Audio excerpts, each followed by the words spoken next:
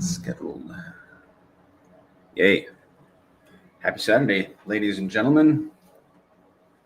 I hope everybody's doing well. We're waiting for the founder of pTGC and UFO jump on. No eyeballs in here yet. They're coming. And I think I got my audio fixed. Start listening. Join the space. Accept. Good morning. Good morning. How are you doing? I'm good. Just throw in this link in here real quick into our chat. It's been a good chat since, well, it's always a decent chat, of course. It's my favorite. But like this week, it has been pretty good. It has been good. I don't like to throw that word pretty good in there unless I really mean it. It has been a good chat this week. Yeah, it's been busy on PulseChain, huh? RH has been making some solid tweets. Yeah. We've had some good movement this last couple days. I think there's a lot of stuff to talk about today. I agreed. So what's interesting is that, like, it was a good chat this week, but lots of positive things happening in chat, like adoption. Whereas 6 weeks ago, the positivity in the chat, in my opinion, back then was all the buy bot activity. It was just nonstop at times. You'd go in there and like, how can I have a conversation with all these interruptions? These are wonderful interruptions, by the way. I welcome them, but a different type of good, you know? Yeah. Well, we did switch the buy. We made the threshold for the buy bot higher a couple weeks ago, so that might have been why it isn't interrupting so much, which is a good problem to have, right? Like if it's interrupting you so much, you need to make it to where it only does it on higher amounts. Yeah. Oh man. I remember it might have been back in April when we were astounded when there was this, like, I think it was a $7,000 buy came in and everybody was like, whoa. Now that happens on a regular basis. Yeah. Yeah, that's the nice thing is, you know, you earn the trust and you become larger. People are willing to put more in because it's proven itself, right? But then also you have to think about the side of it is users need more value to get the position that they're looking for because the tokens are worth more. So if someone's like, wow, I really want to be a shark in this ecosystem, where in April that might have cost them, these are made up numbers, but let's say it's $5,000, but today it costs them $50,000, you know? So ultimately they will have to bring more revenue into the system to get the position that they're looking for. Yes. From what I understand, somebody bridged over about $100,000 this week and got himself a shark position. So congratulations, gentlemen. Well done. I mean, I think a shark position in pTGC is going to be something. I mean, I think it's going to be something. And that's to be congratulated. Yeah, I think he found a good entry point too, right? Like we always talk about the machine has been running for a year and a half now, and it's really proven itself. It's built up the momentum. So it's very, very hard to stop a machine like this now because the snowball has gotten so big and it's gotten so much momentum rolling down this hill. But then the awesome part is PulseChain just keeps giving people these re-entry points. So the machine itself hasn't blinked, like it hasn't faded. If you look at the chart against PLS, it's looking amazing. But then PulseChain with these consolidation periods and these retracements are giving new users what I believe really good entry points via price, especially because you said he's not using capital that he already had in PLS. He's using capital that it sounds like he had on Ethereum or something like that, to where that value on Ethereum didn't retrace like PulseChain. So he took advantage of the fact that PulseChain dragged pTGC down a little bit, and then he used that capital in Ethereum that didn't get dragged down as much to take advantage of the dip, which is awesome. Wonderful. Do you know if we have cracked 8 PLS to 1 pTGC yet? We can pull it up. All right. I do have it pulled up, but I learned something on Monday's space that I got. If I put it on shorter time frames, I can see more of a, it's more clear. And we have not. We have gotten as high as 7.75 PLS per pTGC. So we've gotten very close. Yeah, I think a short-term milestone as of right now is to take off that other 0 against Pulse, huh?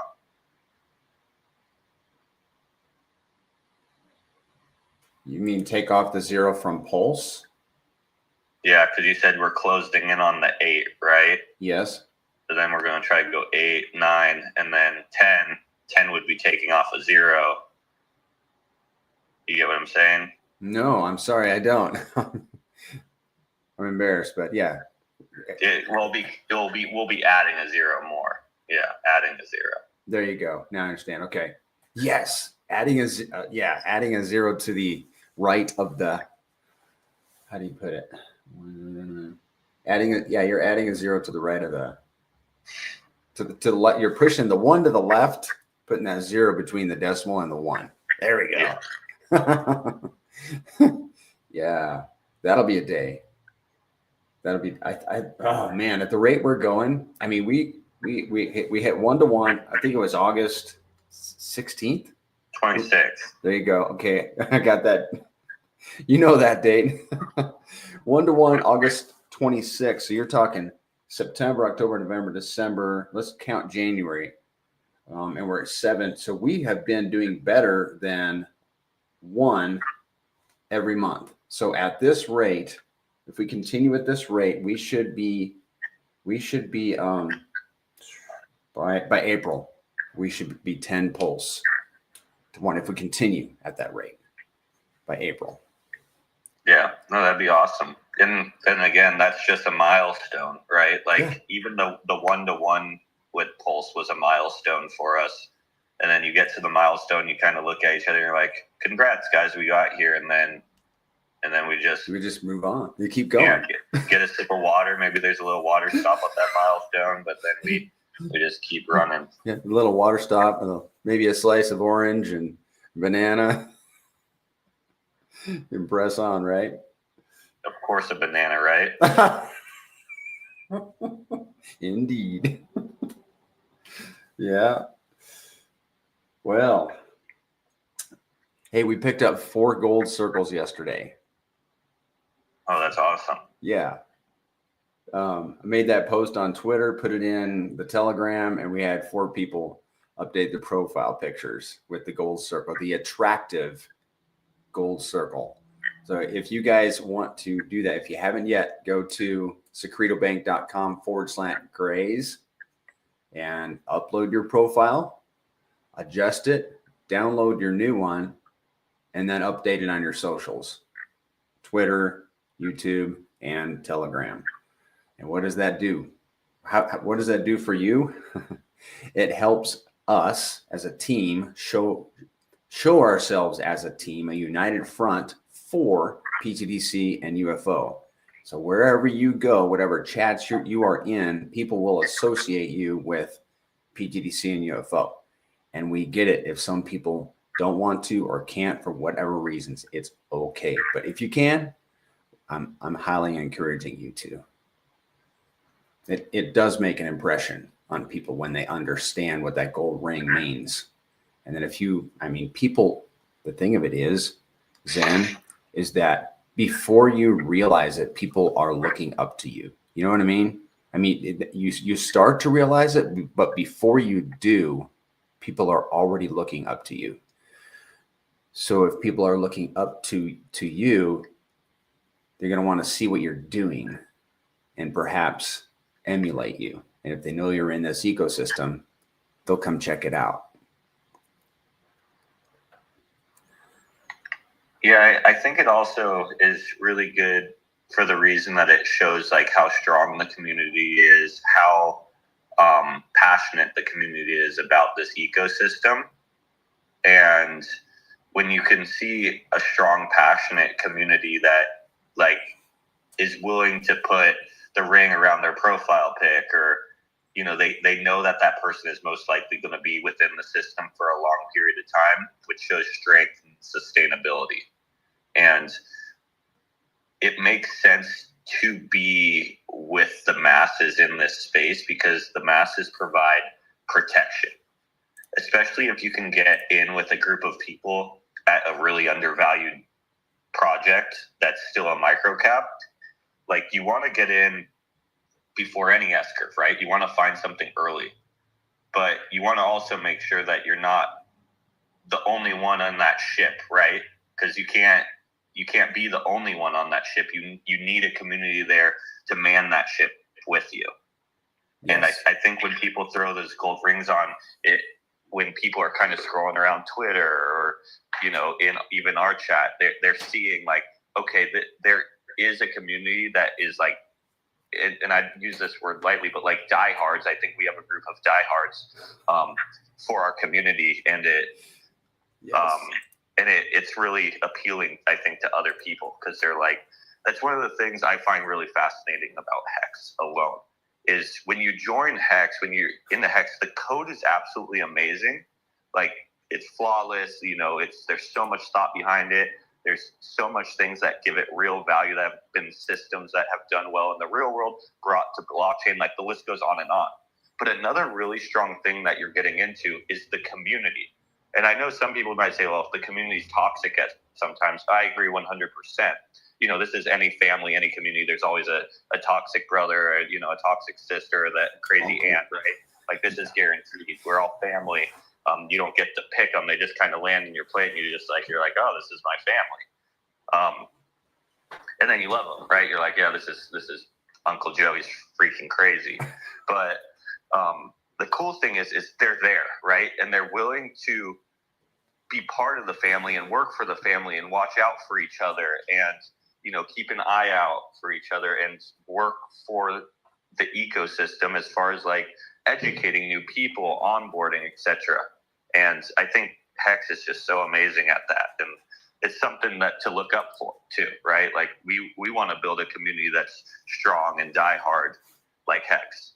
Hopefully a little less toxic. Like, I'm really working on like the educational process and not being mean and really nice to other people, keeping that bridge always built. You don't need to burn it down when you get into a little spat with someone, but keeping the energy positive, but still being that strong community. Yes. I don't know if you've seen all the chat this week, but I can tell you from several people that have come in the last week or so have made distinct comments. And like, they clearly believed what they were saying when they were saying, you guys are so helpful. Thank you. I really like this community. It's, you know, we're endearing ourselves to them already when they come in by the people in the chat being helpful. And one of the guys says, he says, actually, I think two people I remember said that that's uncommon to find that in crypto. Like, if you ask, these people know crypto, but they come into our ecosystem, they have questions. It's a little complicated, right? It can be. And they're like, sorry for the hand holding. You don't have to apologize. You know, that's what we're here for. He says, but if I had asked this in some other chats, I would have been, you know, got a totally different response, which I can't imagine. But good job, guys. I mean, people are coming in and really appreciating the help and the spirit of our chat. I love it. Yeah. I think even people that do know crypto still will have questions about this ecosystem, because even if they know crypto, they don't know like all the specific functions and the inner workings of our system. And there is things in our system that are technically like brand new ideas that have never been done before. And that might be a benefit to our community, because they instantly know when someone comes in, they're like, this guy has questions. Even if he's been in this ecosystem for 5 years and he's an expert in so many fields, like he will have questions about this system because it's different than everything else that's out there. And maybe that's like one thing that is good, right? Like when someone hops in, we automatically assume like they're going to have questions. Even if they read the white paper or watch a video, like they're going to have questions. And I think a lot of the reason people come to the TG is because they have questions and they're looking for answers. Yeah. Yep. When I came in, the first place I go is a Telegram, because that's where all the experts are. And I have questions. I got it that I need answered. Right. And I come into this thing, and I'm so excited. I just want to talk to anybody about what I just discovered, Yeah. I really like that in our chat too, that we have some really, really smart, educated people that are known in the space as well. Because, when people come in there and then they see friendly faces that they recognize from not that TG, from possibly other TGs, or just from Twitter in general, or possibly YouTube, then they like instantly feel at home. They're like, oh my God, these are, the people that I interact with on Twitter. I didn't know they were all hanging out. Yeah. I think that's kind of cool too. What do you think about, I'm trying to write a note here. Just give me a second. But what do you think about, kind of on this topic, when people come into Telegram? I mean, I'm always like, I want to follow everybody. And of course I want everybody to follow me on Twitter. But, we just kind of accidentally end up, I do kind of accidentally follow people. I have to look them up or see that they follow me. And then I follow them back. What would be really cool is to systematize that. If we could have, when people come into the chat, when they join our chat, if the Combot would ask them to drop their Telegram handle, their Twitter handle in, then everybody can pile on and follow them on X right away. What do you think of that? Yeah, I think that's up to the individual. Like me personally, Yes. And I might look at this a little bit different than other people, is like the people who I follow, I want the information that they're putting out to be relative to what I want to see and what I want to be listening to. And I think that's where a lot of people else should just pay attention to is, your feed is obviously like, it's an advertisement to you. It's an educational place for you. It's a community where you're interacting with your friends, so I like to kind of keep that narrated to what I want to involve myself with. And not everyone that hops into the TG is instantly going to be someone that has like-minded goals and so on and so forth. That's true. That is true. But after I kind of learn a little bit about them, I don't see why not, right? Like, oh, this person has similar mindsets to me and same goals and same intent for this community.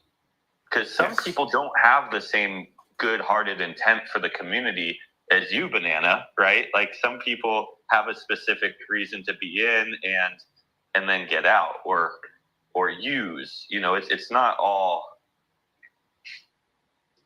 giving back 100%. A lot of things are a little bit more deep than that. And you kind of have to be careful and say, what is the exact reason this person's here? Is they specifically a supporter? Or are they trying to, find cracks? There's tons of reasons. Yeah. I kind of always look at, I look at pTGC and UFO as we are growing and, maybe it's at the beginning stages of right now, but the goal is this to be this beautiful big kingdom with unlimited amounts of treasures, behind our walls. Like as we grow and grow and grow, we become like this kingdom of treasure and value. Well, what we have to realize is everyone else wants that value. This is like the flaw of crypto, is it's constantly a leech or a vampire attack to get the value out of your system into their system.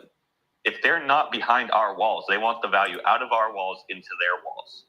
So you kind of have to stand guard at a certain point and make sure when you're letting someone into the walls and welcome them in, that they are actually coming in to stay within the walls and be part of the community and not find cracks to get the value out. Right. Okay. It's a very tricky balance. Yep. Agreed. But you do want to be welcoming, 100%. You give everyone the benefit of the doubt when they enter in, but you kind of have to keep an eye out for it. Yeah. Yeah. Because when you have one of the most valuable, what I believe pTGC and UFO will be one of the biggest and most valuable systems in all of blockchain. Like we have the idea in our head on how we're going to get there. With a PulseChain doing a 10x, our liquidity web will be around 300 million. Yeah. Well, what does that equal? That becomes very, very attractive to people, not only just for them to get into our community, but also to find the cracks to get the value out into their communities. And yes. you can't be naive and think that's not a thing. You need to know that's a thing and keep your guard up to protect the people within these walls. Yes. If you're not trying to protect the people within the walls, people don't feel safe, and we want our community to be safe. We want to be protectors. Yeah. Somebody else and I had that conversation just a couple weeks ago, that we need to be on guard. Not everybody that comes in is going to be a friendly. And we have to be, if you're a leader in this community, let's just be watchful, guarding the sheep. We need to be, some of us need to be sheepdogs and just know our position and be on the lookout for wolves. Just saying it really plainly. You want to have a look at Bitcoin? Yeah, let's look at the main charts real quick. See how they're looking. Okay, we're looking at Bitcoin on the daily. And it's currently at $94,300. So it went as high as 100 and I'm going to call that 108,000, just shy of 108,000. Those are big numbers. I'm like catching myself as I'm saying them out loud. $108,000 Bitcoin. That was the highest. Right now it's 94.3. And then Ethereum is, how many days until the inauguration, by the way? Looks like 9 days. Ethereum is $3,270. And it has not yet reached its previous all-time high. Matter of fact, man, it was, let's see, let me put this, I'm on a 15-minute. Give me a second. Didn't it reach up to like 5,000 or was it $4,000 in the last cycle? Gosh, I forget the exact number now. Maybe somebody in the chat can tell us. I'm looking at it. My chart history starts in January of last year for this one. I think it went to 5,000 and we are at 3,300. What's that tell us? Now, what's that? It tells me that if Ethereum has some upward movement to do, because I assume it's gonna do a new all-time high. Bitcoin has done it. Now it's Ethereum's turn. Not that Bitcoin can't do another all-time high. I think it will first. What's going to happen? What do you think is going to happen here, Zen? I think just listening to you right now, knowing that Bitcoin hit all-time highs and then now is kind of back at this 94,000 zone, the fact that Ethereum is still struggling to break out of where it's at right now and then go to all-time highs, it really shows like why PulseChain is struggling at these levels as well. Exactly. Like, we do need the big dogs to start moving, I think, for people to start feeling good and economic energy to be flowing to these alt blockchains, right? Yeah. And I think that's really telling. Like, usually you'll say, like, when Bitcoin starts to move up, once it's moved up, that's when kind of the alts start to run. But we're kind of not in that phase, I think, of Bitcoin right at this second. It's kind of just sitting, like you said, at 94. ETH is a little bit down too. So we're kind of waiting for the market to kind of take that next leg up. But the nice thing for us is we use this time to our benefit, grow our LPs, buy and burn more supply, pay APY to holders. So when the run does happen, they technically have more tokens in their wallet to run with them. To where most aren't, right? They're kind of just waiting. And you know, sometimes what I love about this ecosystem is our destiny is in our hands. So we have control of so many things while we wait for the market to do its thing, or while we wait for some maybe tricks that RH might have in his back pocket to come out, or even if he decides to pump PulseChain up a little bit, or a individual decides to pump PulseChain up. A lot of people are waiting for all these catalysts. They're waiting. They're just sitting on their hands and they're getting frustrated because they're waiting on someone else to take action. But what's so awesome about our community is we're not sitting on our hands. We have all these proactive things that we're doing to do X's in the meantime. So when those catalysts come to effect on us, they hit us that much harder. They'll take us that much higher. And it's just so awesome. Like the fact that we have a system where everyone we onboard, every time we DCA in, every time we just hold up our position, those funds are in our system. And when they're in our system compared to other systems, they're actually generating value for yourself and for the whole entire system itself via buy and burns and LPS. So it's a really win-win.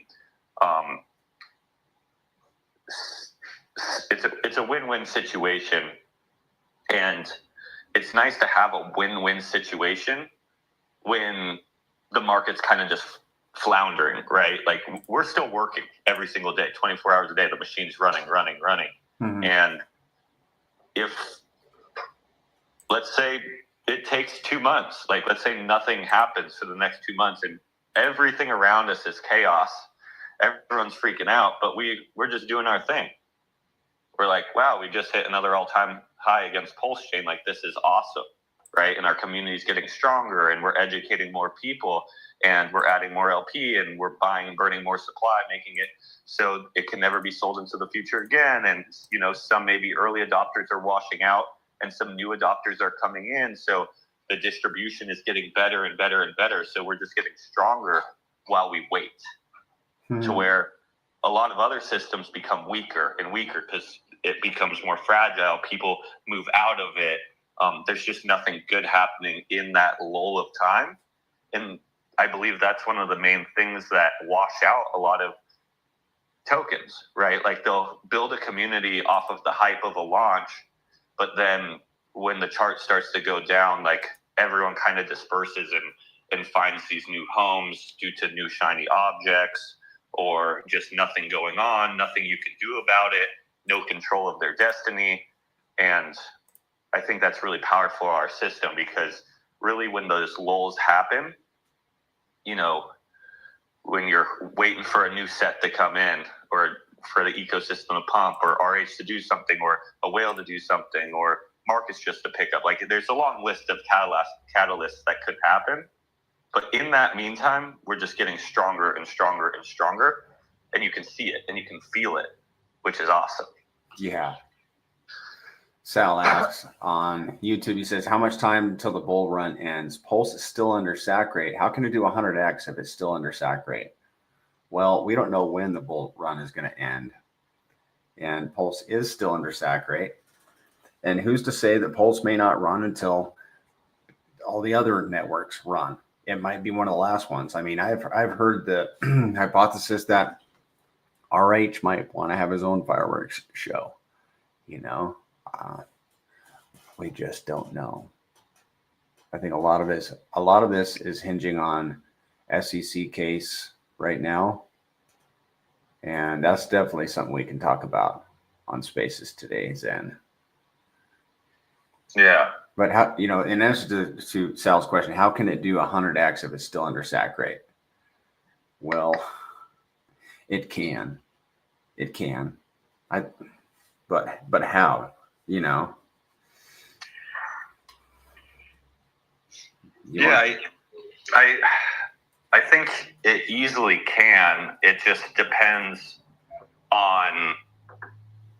My opinion is it depends on Richard Hart having a few tricks up his sleeve, some things that we don't know are pumpamentals on chain that have been here this whole time. Like, I think the PDI narrative, if that is a thing and we have a fully decentralized stablecoin and we have a way to pretty much mint PDI by collateralizing one end and then using that as a form of a loan to where we don't actually have to sell any of our tokens to take profits and then go use that PDI to pretty much live our lives.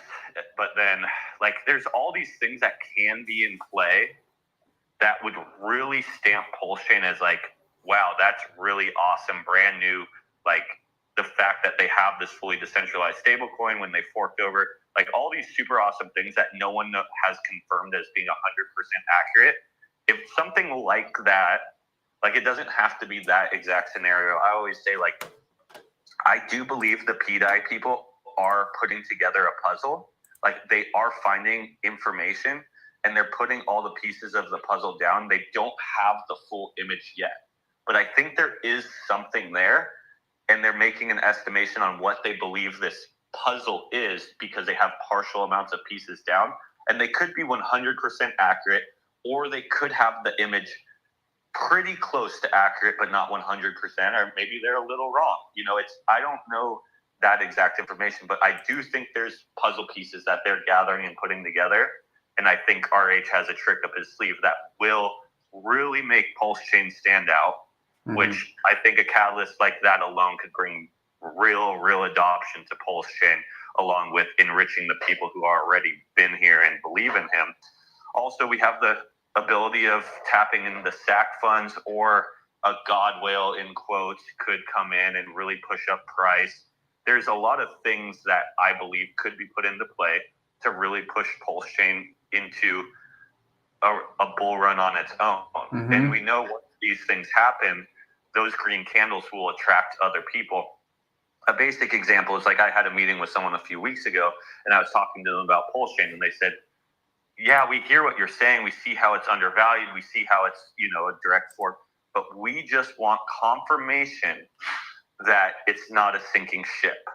We want RH to beat the SEC. We want, you know, PulseChain to go above SAC and fix this downward trending chart.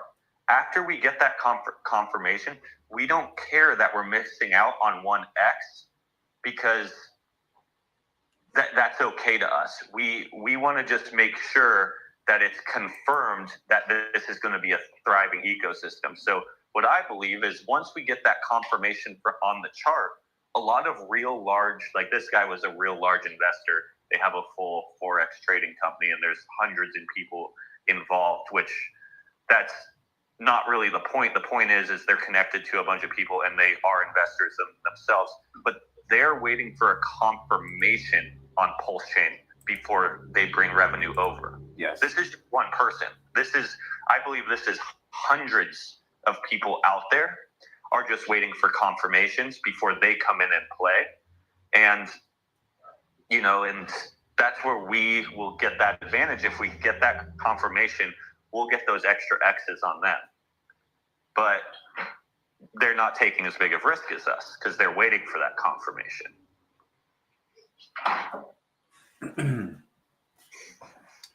I'm going to answer Ayok in the chat. He's asking about pairing with a certain token. I would just say that my impression is that the DAO is always looking for good projects to pair with. Is that an accurate statement? Yeah. Yeah, if someone has a good suggestion, I suggest to privately reach out to maybe Banana, me, Mando, and then we could look over it. The truth is, if you start just throwing it out there publicly and it looks like you're just trying to pump the token and advertise it to our community, and that's been done hundreds of times. And the honest truth is, I've watched this be done hundreds of times. I try to put stops of it. Some people go and chase whatever this is, and they end up not making as much gains or possibly losing to where if they just put that value into pTGC and UFO and just let the machine do its thing. Yes. Like that's the thing I find very, very annoying is I've had so many people come to our community and try to say like, ooh, this is this, but cheaper, or, hey, this is a brand new token, Easy X's. But then you rewind and you're like, if these people just put that money or kept that money in pTGC or UFO, they would be up more, is the honest truth. And not only would they be up more, but pTGC would be up more right now. Yes. We would have more value in the LPs right now. Our machine would be stronger right now. But this is kind of what a lot of people don't realize about crypto is the only reason they're coming in here and trying to do that is because they want the value out of our kingdom into their kingdom. And then 99% of those are just going to fail forever. There's no thought behind them. There's no sustainability behind them. There's no community behind them. The snowball hasn't gained any momentum. There isn't, fresh ideas behind it. So really what it is, it's just a trick to get the value out of your pocket into their pocket. Yeah, that is true. So back to the question is, if you legitimately think you have an awesome token, run it by us. We 100% want to pair with awesome things. We want to pair with that 1%. But vet it yourself. Ask yourself, why is this the 1% instead of the 99%? And if you honestly believe it, bring it to us. We'd love to look at it. If they're saying, no, this is just something that's going to be dead in a week, it's like, well, why would we want to pair with something that would be possibly dead in a week? Yeah. Then that's an anchor to our liquidity web. And then remind yourself, 99% of stuff die. Yeah. Okay, are we done talking about the big boys, BTDC and ETH? What about Pulse and pTGC and UFO? Do you want to talk about those, where they're at? Yeah, let's look at those charts. Also, if anyone wants to come up and chat or add into this conversation, feel free to just raise your hand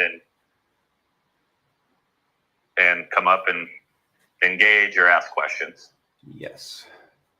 And if you don't like coming up, Banana has it streaming on YouTube right now, and you can just type into his chat any questions or comments you may have, and he'll kind of just bring them up as we carry on. Yeah. Yes. Okay, so I have the Pulse chart pulled up. It's 46% of SAC rate right now. We've had, we closed a green day yesterday, and we got another green day today so far.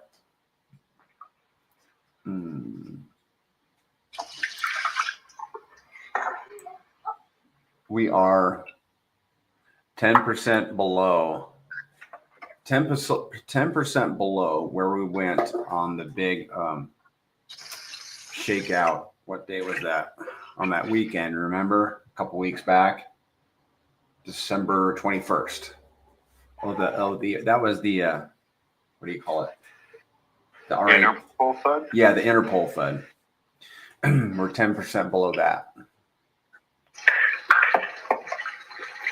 I just think it's January. I think Bitcoin is not above 100,000. I think Ethereum is still way below its previous all-time high.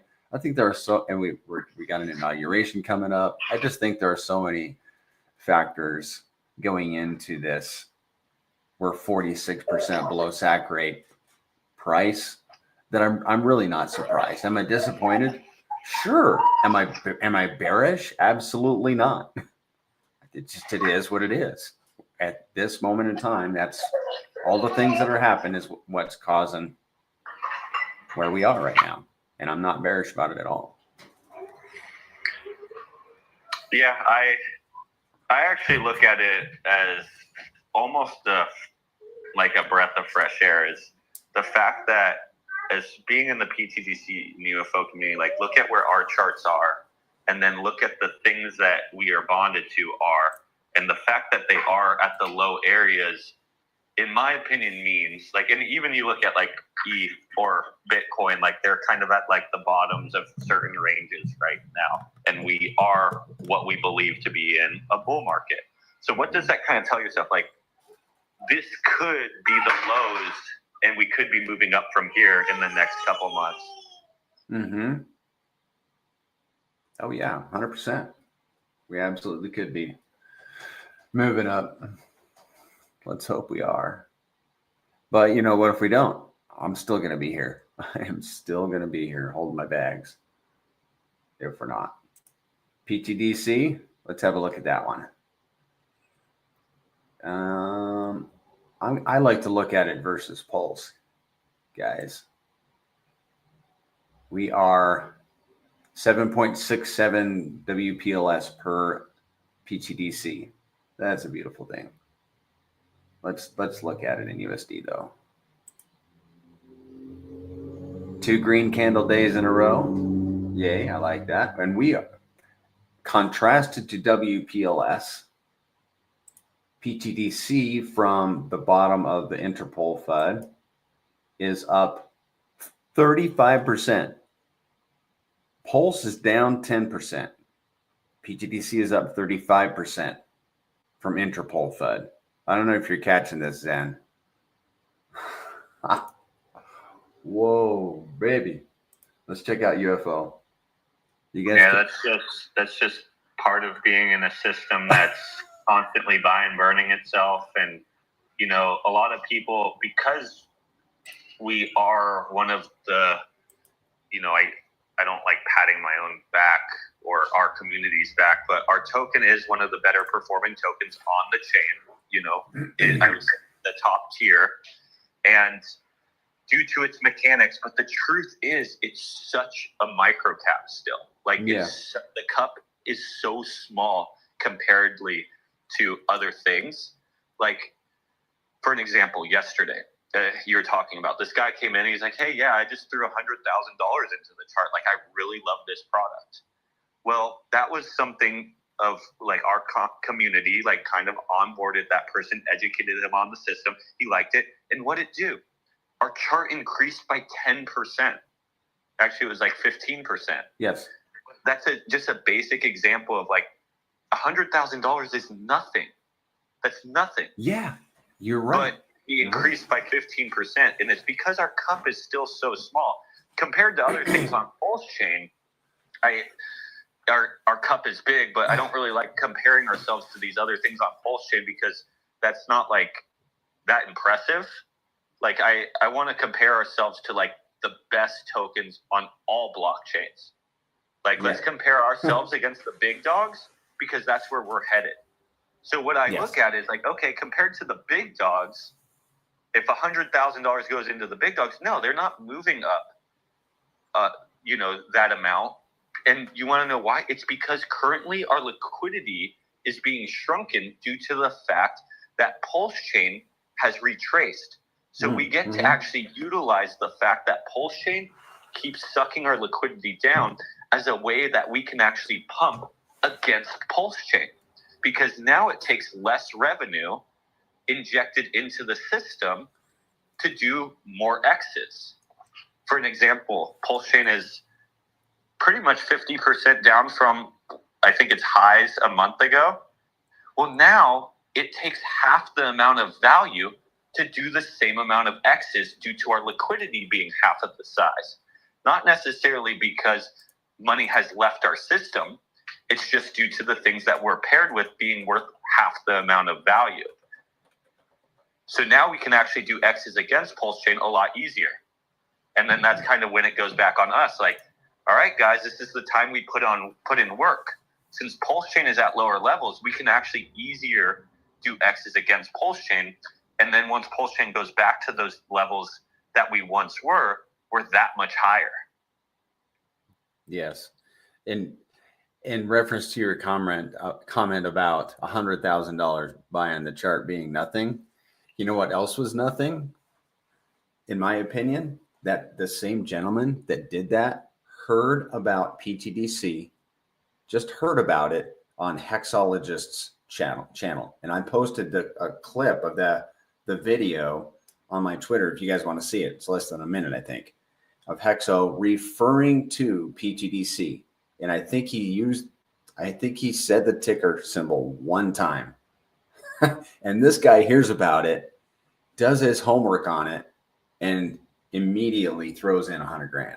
He was so excited about what he discovered. And he's in the chat and he's like, "Is this for real?"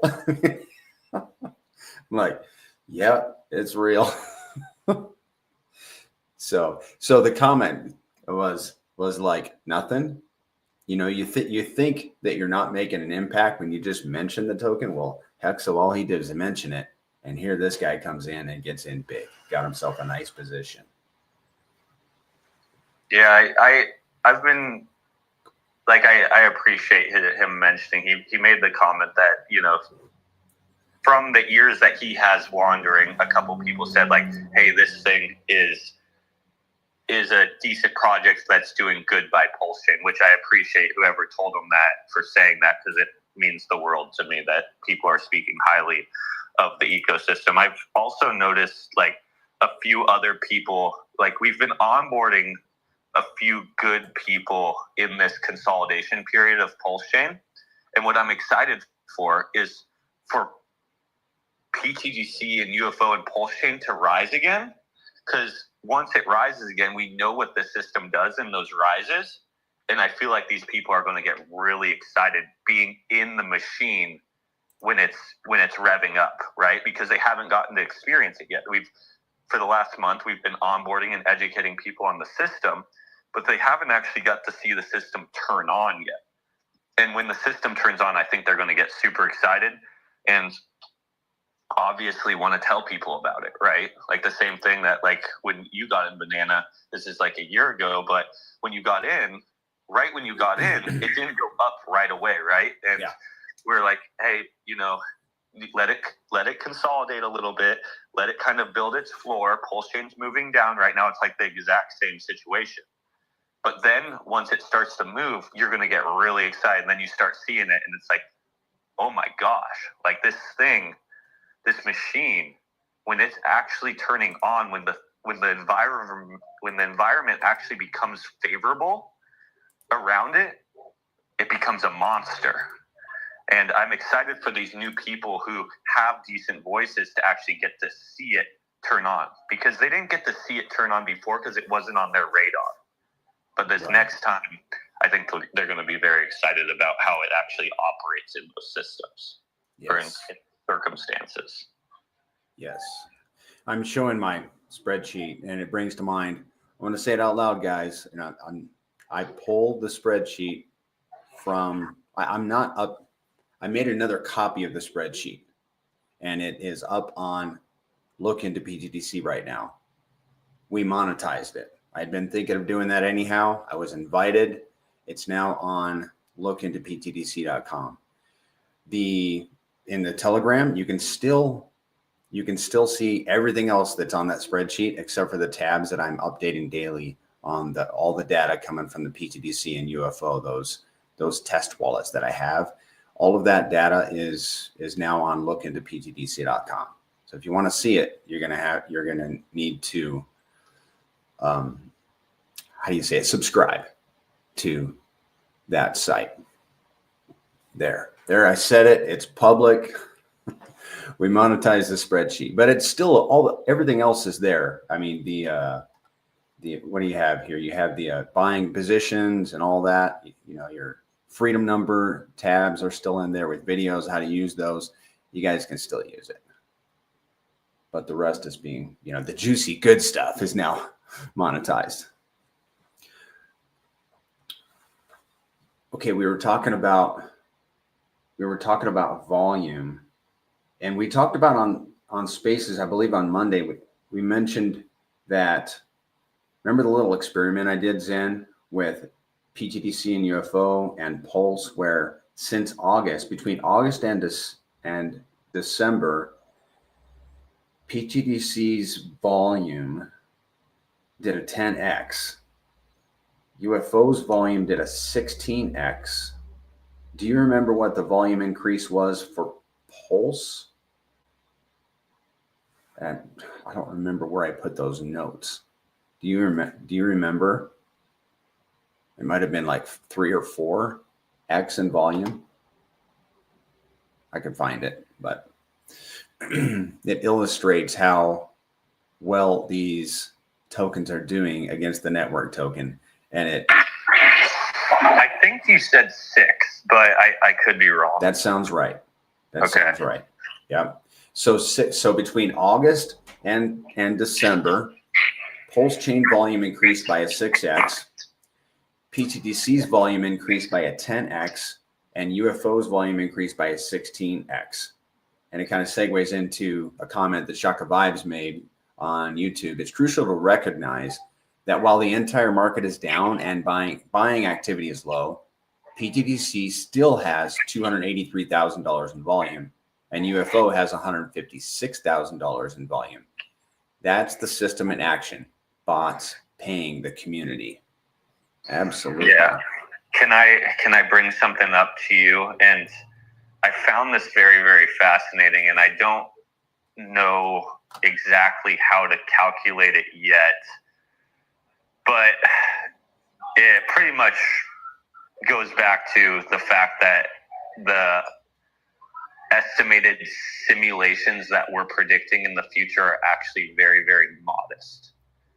So do you ever hear me talking about, or I know you have, but just for everyone listening, we talk about how, let's say PulseChain does a 10x, we can actually make the assumption that our volume is going to 10x as well due to our liquidity web 10xing. So now that the arbitrage bots need to move 10 times the amount of value, well, now the volume will increase 10x as well. Do you know what I'm talking about? I think you're talking about pTGC and UFO's volume is going to increase more than PulseChain's volume. I'm going to get into that too. But so look at this. When you were pulling the number from August to December, how many X's did PulseChain do? 6. Not in volume, in price. Oh, nothing. I think only a 2x. So the price 2x'd, but volume 6x'd. And then our volume 10x'd and 19x'd, only by a 2x. So all the simulations we've been providing people, we have told people when volume 2x's, or when price 2x's, volume 2x's. So modest. So modest. Yes. What it actually did was a 10x and a 19x when price 2x'd. That will blow your mind if that still remains relevant. Yeah. And it's kind of a form of like a multiplier in a way. Is what we're seeing is as the price multiplies on PulseChain, it's going to multiply the volume, or it has multiplied the volume by more than the price is X'd. And I don't know if that will continue out linearly. Like, let's say if PulseChain's 10x, will the volume 100x? I don't know that. Because then we're going to be running into, honestly, Banana, volume numbers that are absolutely mind-blowing. And if we're running into volume numbers that are absolutely mind-blowing on chain, that means we're going to be hitting buy and burn rates that are absolutely mind-blowing. APY that's mind-blowing from a fully deflationary asset that you're getting paid APY in tokens being bought and out of existing liquidity pools. I almost don't even want to believe those calculations you gave me because it's scary to really think about. Yeah, when you said that last night, that was my reaction then too. I'm like, I'll stay on the conservative side for now.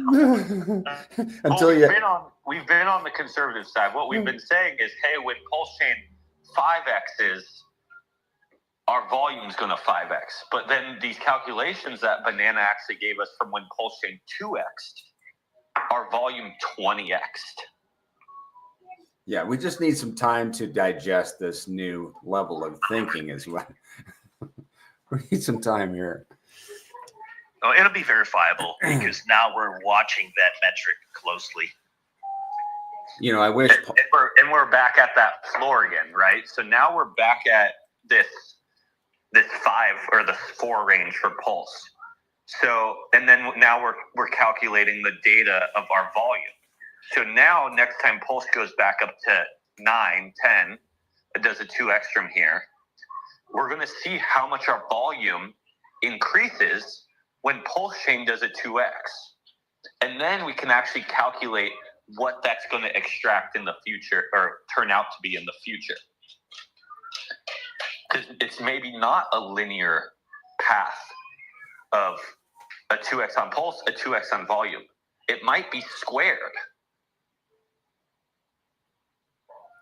You know, I wish PulseX were in here because he would echo what you were just saying about the calculator that we've been using. Because he told me a couple of weeks ago, he says, I think that thing is not underperforming, but underestimating where these assets are going. That's what he told me. There's a new post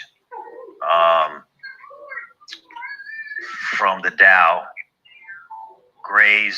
The Grays just deployed another 200 million Pulse worth $9,375 and took another 26 million pTGC off the market for good. DAO funds being used to buy up cheap pTGC and remove it from the market for good. Holders are benefiting tremendously as their tokens are becoming much more scarce at what the Grays believes to be the new lows. The Grays still turning heads. That's awesome. Another almost 10 G's taken off the market this morning. Well, yeah, man, no, and that's just the DAO. If we look at what was automatically bought and burnt in the last 24 hours on top of that, it's a lot more. Let's take a look at that.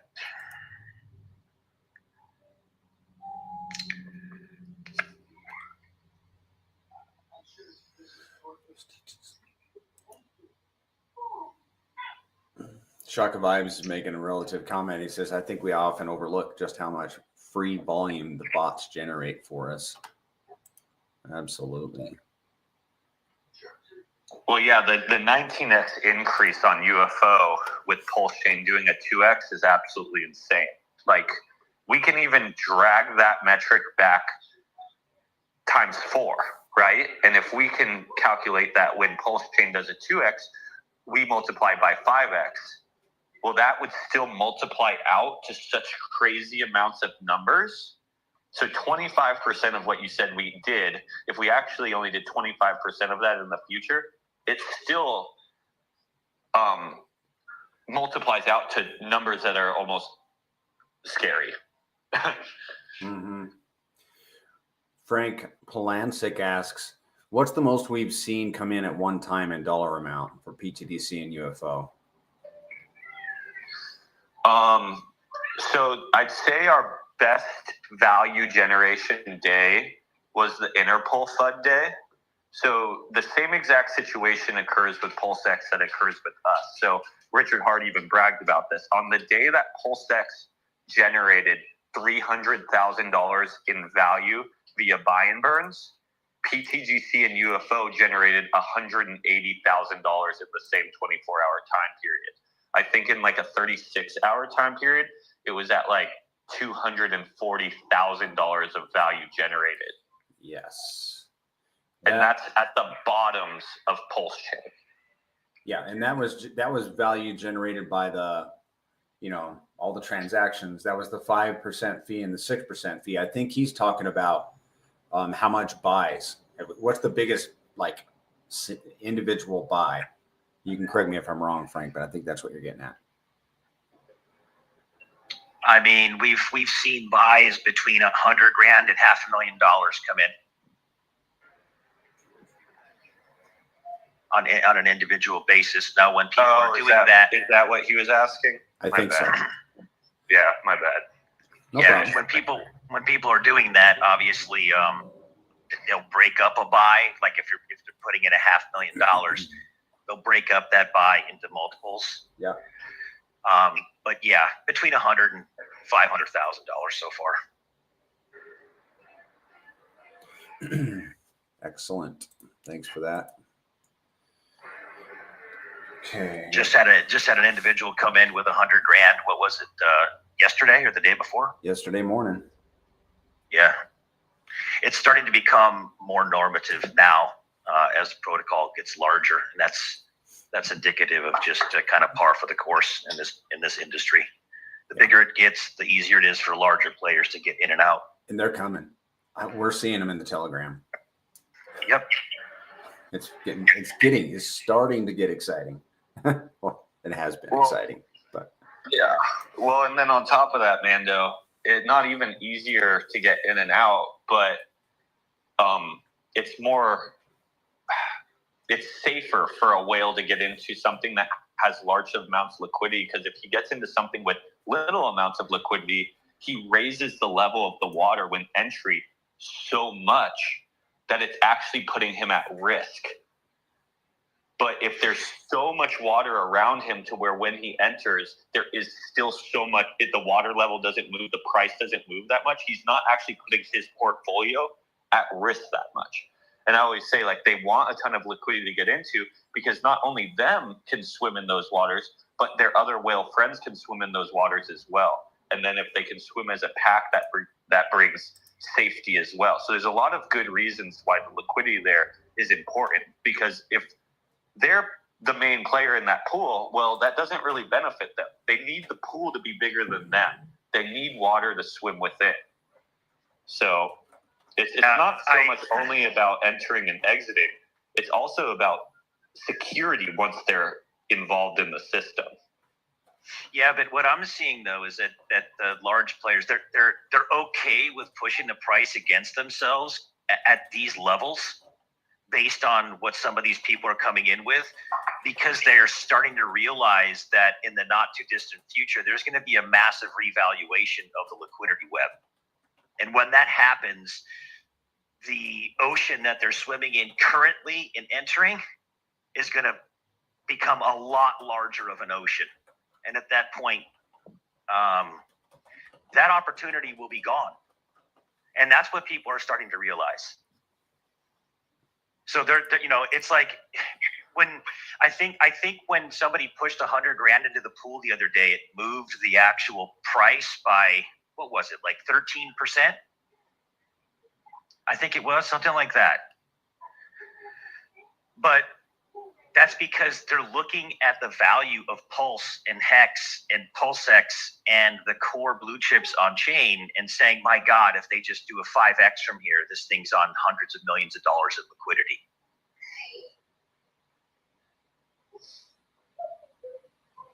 Yeah.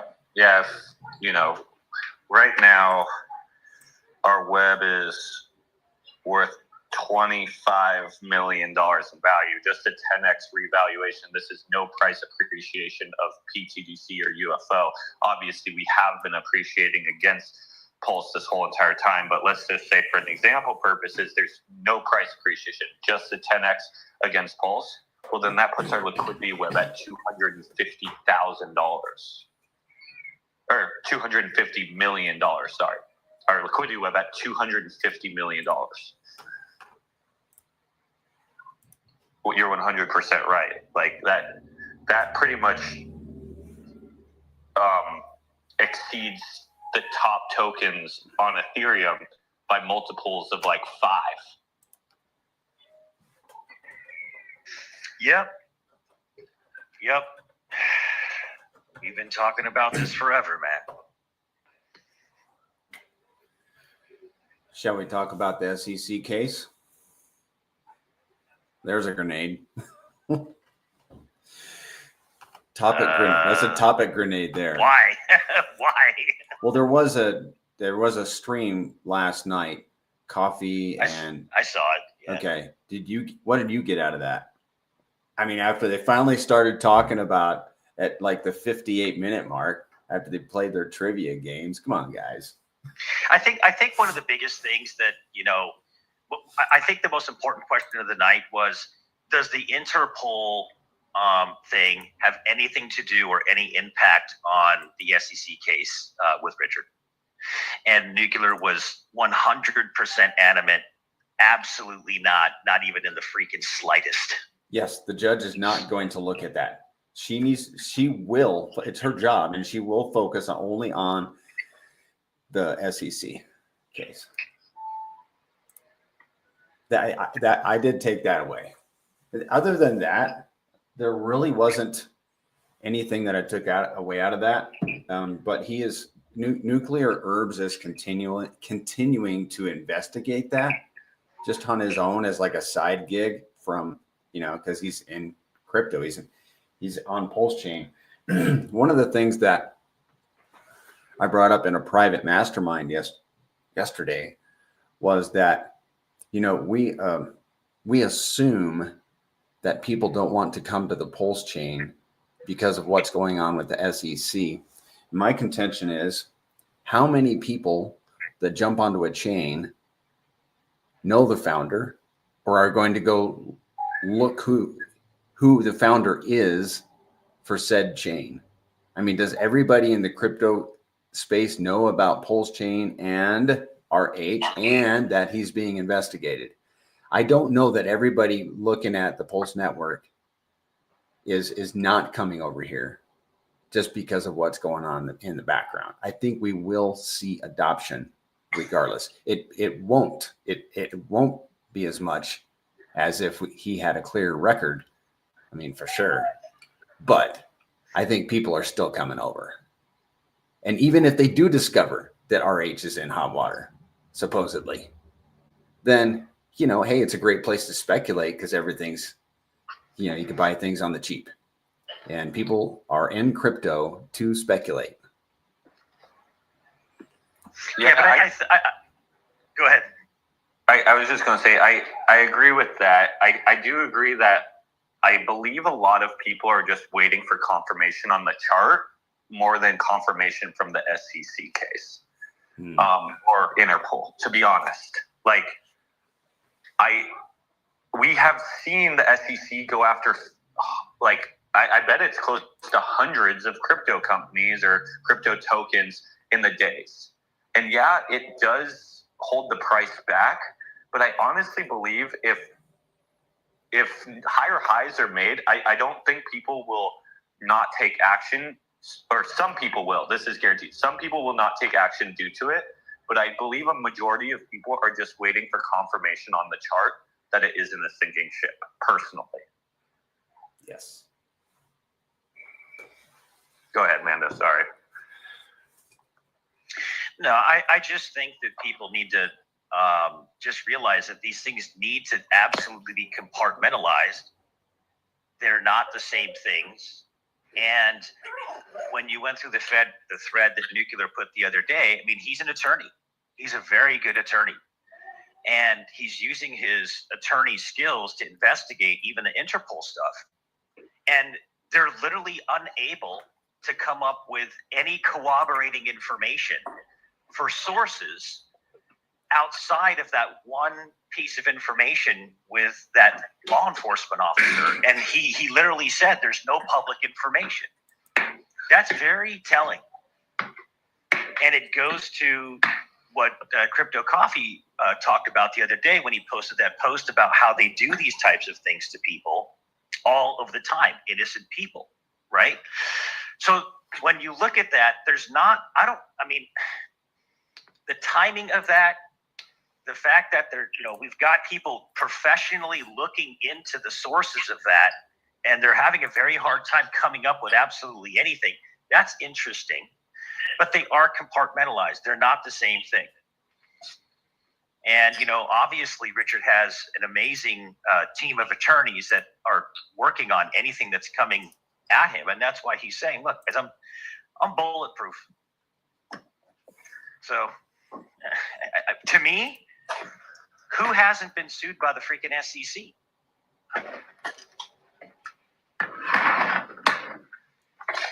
Yeah. Is there any other news we need to go over? Somebody's got a hot mic. My bad.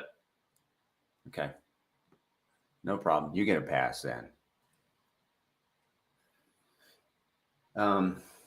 Is there any other news that we need to go over? That was good news about burning pTGC. How much did we burn? I'm looking for the post. 26 million tokens. Yay. And yesterday it was 400 million Pulse. So in the last 2 days, 600 million Pulse is basically removed pTGC on the lows. And that was actually a very telling. They're not burned. They're not burned though. I don't know if somebody said burned, or I don't remember saying burned. So they're just being saved for future LP ads currently right now. Yeah. Okay. So I think, but the point is, and this gets into the stuff that you like. When you look at the current price of the things that pTGC is bonded with in liquidity, PulseChain. Let's just use PulseChain as the mean.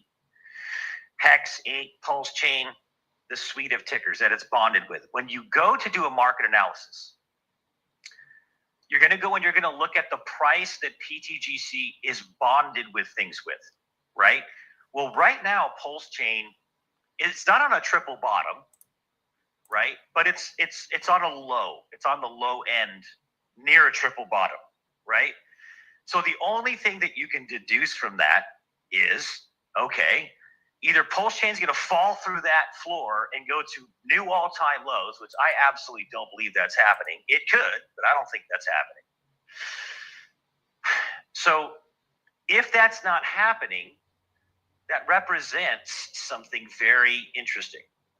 Because of the reflexivity in the liquidity pools, if the things that we're bonded with are literally at their floor, and pTGC is making new all-time highs, currently at $120 million market cap, and there's no large sellers willing to relinquish, significant amounts of their positions, then what that represents technically is a floor for pTGC's price.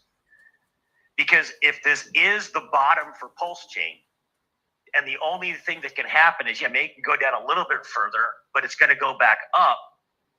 What that represents is a revaluation of not only the liquidity pools when it starts to move back up, but that reflexivity and that X multiplier then kicks in, pushing the price of pTGC up immediately. And so that's why I think the Dow recognized that at a $99 million market cap, with PulseChain down there on the floor, and there's no large sellers wanting to relinquish their positions, and it just made sense to switch to 100% taking those cheap tokens off the market. I mean, the Dow is taking those cheap tokens off the market. Yeah. That's it. So if you're not going to buy them, the Dow is going to buy them. Yeah, and that kind of plays into the topic of the space for today. how is PTDC now adding 10 times more to its LP with PLS? Because our volume is 10 times more now than it was back in August. And we talked about, I think we talked about that on Monday's space too. Or at some point recently, we had a conversation about that. We're adding a ton more to our LPs now than we were, like 10x more than we were back in August, just because of the sheer amount of volume. That's the only reason. Exactly. And it's very important that people that are looking into this do that and do understand what I just said. You know, Zen says it very well too. You know, if PulseChain is at the floor again, and we're bonded with those things, and you know, there isn't some large significant people that are willing to relinquish their positions, it does represent a floor at these levels, a new price floor, which, you know, that's kind of why it's been channeling at 100 million to 120 million. So, but even if PulseChain did go down, and Zen talks about this, let's say it went down to a new low and fell through the 403 floor. For PTGC's ecosystem, look at how it performs anyway. Even though PulseChain's been going down, look at how PTGC performs against a down token anyway. We just crested through it, breached through a new all-time high ratio-wise against Pulse yesterday. We're basically sitting at it now, right? So the system isn't dependent or contingent on performance for Pulse to do performance. It's able to do performance on its own, even when the things it's bonded with is not currently performing favorably. What does that mean? That means that when those things do turn around and begin to perform favorably, it's break your neck time. That's what that means. That's put your head gets pressed into the seat, you know, the back of the seat as the Lambo takes off. Yeah, and obviously, man, we're speculating. Yeah, this is an ocean of speculation on PulseChain and crypto in general. This could all go to zero.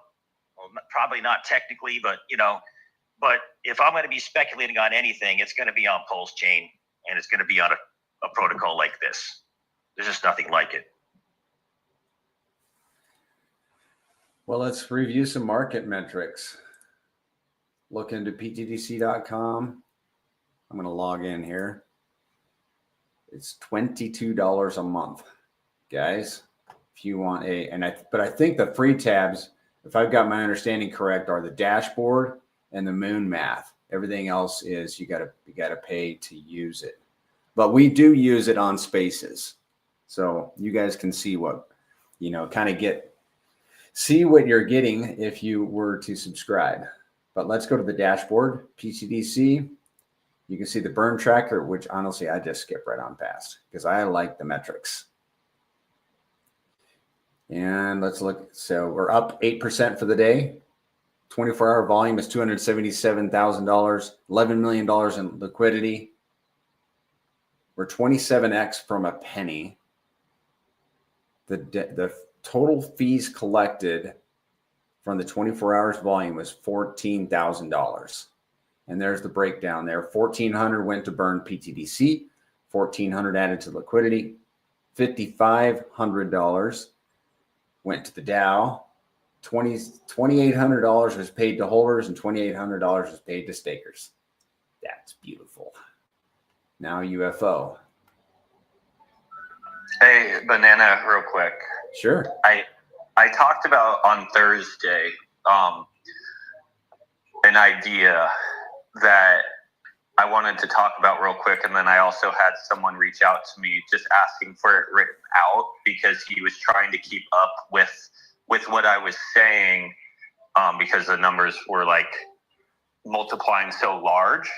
So he was like, hey, can you write that out for me? Because I'm trying to comprehend it. So I sent him a message. So I was thinking that it must have been like a somewhat interesting topic that I wanted to run through real quick. Yes, please.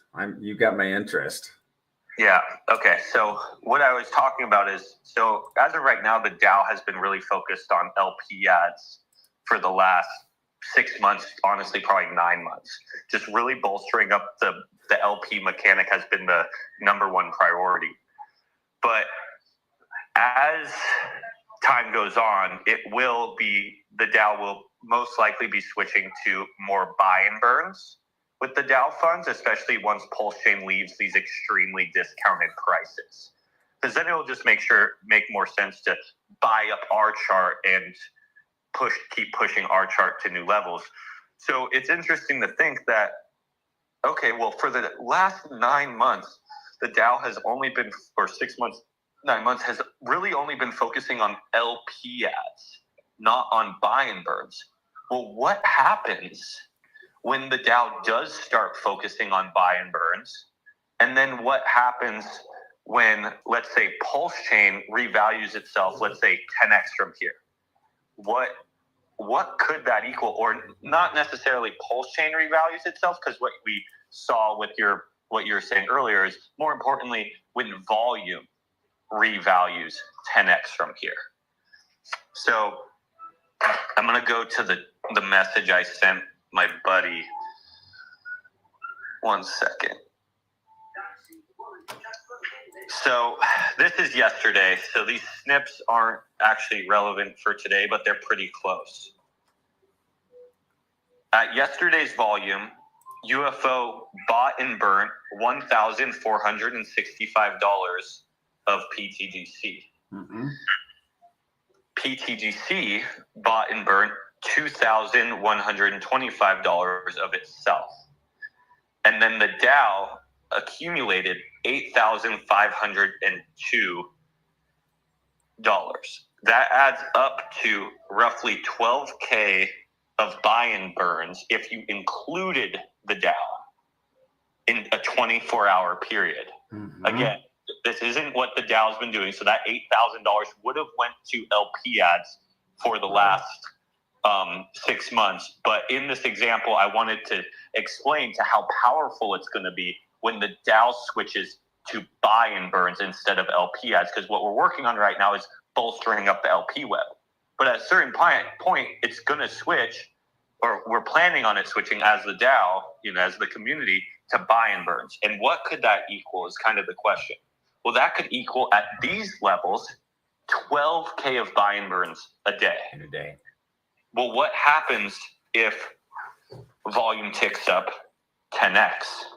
Well, that would be $120,000 of buy and burns every 24 hours. Now, what would that equal if you could control that amount of volume on average for forever, or for a year straight? Let's say that becomes the new norm, right? Like right now, what we're experiencing right now has been what you've considered the new norm. What's the average throughout the year, right? Mm-hmm. What if we can get that 10x level to be the new average? Well, that would equal $44 million of buy and burns on pTGC in a year. Ooh. $44 million. So either there's two options. People sell into the chart, and the buy and burn is literally just buying all these tokens from everyone that sells into the chart, and we become a stronger, more sustainable system with tokens bought and then out of existence to never be sold again. Or a mix of both. Some people hold, some people sell, but we move up in price due to this strong buy and burn, and we're taking tokens out of weak hands and putting them into the strongest hands, the dead address.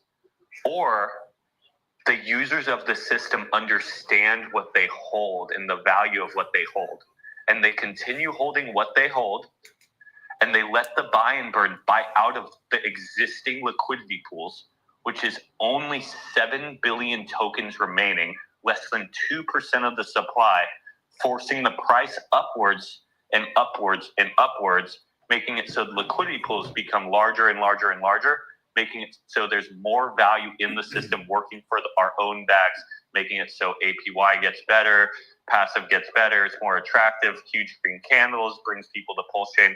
Pretty much just snowball effect helps with adoption, and price keeps going up because there isn't a system like it. How much did you say would be bought and burned in a year's time doing it that way, or looking at it that way? $44 million. $44 million of pTGC bought and burned in a year. Yeah. And the market cap is 100 million right now. Correct. Well, you can look at what just happened in the last 2 days, which is a small conservative snapshot of, it's $27,000 in 2 days that just bought pTGC off the market, right? So you take $27,000 and you do that by 365, and that's $9.8 million, almost $10 million. So that's just basically 4xing, what we're seeing kind of snippets of now. Yes. $40 million a year. Again, guys, everyone who's listening, these are not forward-looking statements. These are hypotheticals. We're just running numbers. And this is what the PTG has done from the beginning as data is coming in. And you can go to the websites to confirm all this information. It's very powerful speculative data of what could happen in the future, but it also could just go to almost zero is the other side of it. But by studying the past, we can make healthy predictions for the future that aren't guarantees, just predictions of what we believe this system could do. And that's what we're talking about. But yeah, but then the main point is, Banana, is what I was going to finish it, is the fact that our system has been focusing on liquidity for the last 9 months instead of buy and burning, that ultimately has been, in a way, holding the price down to an extent because we're focusing on something different than price. We're focusing on our liquidity. Mm-hmm. Well, what happens when the DAO changes its mind, when the community changes its mind and says, now it's time, we have enough liquidity. Like at a 10x, we're going to have $250 million in liquidity. So like at a certain point, it's like, okay, well now let's focus on price, even though our price would be amazing too. But like that's a ton of liquidity. Where I'm getting at is the fact that we've been focusing on the LP should tell people, wow, the price has actually been being suppressed for my entry in a way. Once they switch to buy and burns, that will be pushing up the price, no longer suppressing the price in a way. It doesn't look like we've been suppressing the price due to the chart, but in a way we have. So when they do switch to the buy and burns, or the DAO switches to the buy and burns, what could that equal for me? Do I want to make sure I'm in before this process happens? Because when this process happens, I might have to buy in 5 times the price. Mm-hmm. That was a very good conversation. I love that. Good illustration. Yeah, and I think it's important to realize too that the volume, what will happen, in my opinion, when that strategy kicks in, is that the volume will actually naturally go higher than we've seen before. Because when you have the price going up, that creates buying and selling. It's not just market makers. It creates new human interaction, whether people are taking profits as the price goes up and they're hitting their exit targets, or as people are taking new positions as the price is going up. It's generating that volume, which is generating more revenue for the system. And, Richard spoke about kind of that concept the other day when he put out that tweet that talks about there's magic in making one less car than the market wants. the most expensive cars in the world are the most rare, right? And then the last part of that, he says, yummy, more food for thought. Increasing demand can go farther than reducing supply, but why not both? They compound each other. Higher price, more volume, more burn, better chart, more demand again and again. How do you think cryptocurrency got to trillions of dollars in market cap with 4 out of 5 of those things?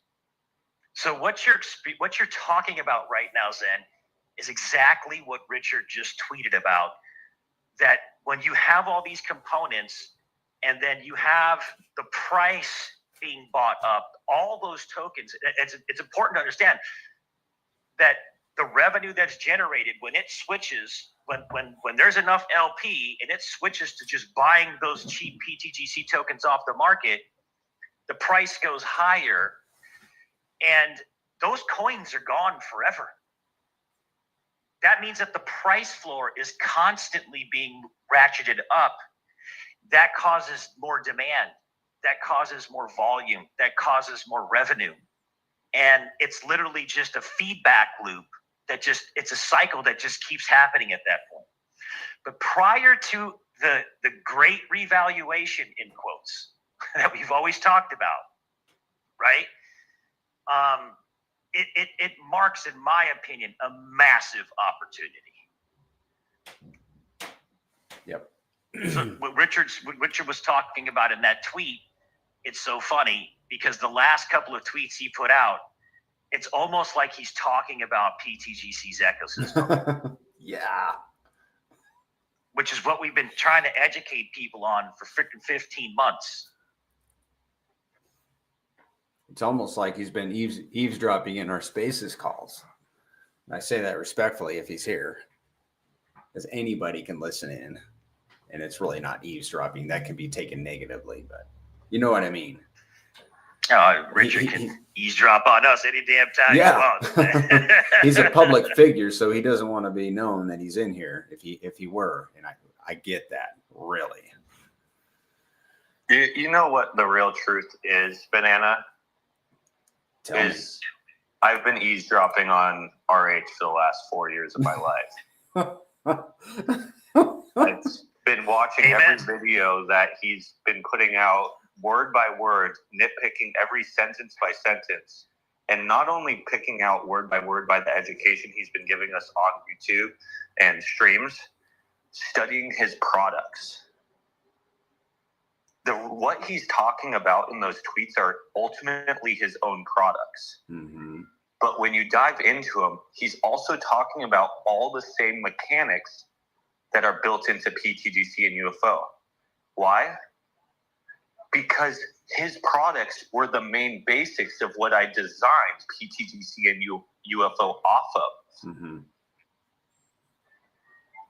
These systems are just students of the education that he's given us and a parts pulled from the products that he already has. So when he's talking about all the pumpamentals and how he's going to pump his chain and how he's going to pump his tokens, the reason why they all relate back to pTGC and UFO is because we've been eavesdropping on him. And since we've learned from him and eavesdropped on him for the last 4 years, that's why our products are working off of the same pumpamentals as his. You have been a student of RH. And pTGC and UFO are a result of your internship, if you will, with RH. They're like an extension of him through you. Yeah, I would like if we could take a second to read through that tweet that Mando was talking about. I have it pulled up. I wanted to read it again. Yeah, exactly. And then I even have, Mando, I don't know if you could go to, I made a tweet where I like underlined some key points that stood out to me that relates back to the design of pTGC and UFO, and a little bit to just me as well. And I really wanted to show because like people did feel that was like being talked about PTGC and UFO, and they're like, he's talking about PTGC and UFO, and it's like, well, no, he's talking about his products. The thing 100%. That people don't realize is PTGC and UFO are designed off of his products. And also, I said hundreds of products, but you have to realize I took the good out of the good projects. And what I believe are some of the best projects in existence are RH's products. So that's why the majority of the systems that are built into PTGC and UFO are based off of the knowledge and the products that RH has put out there.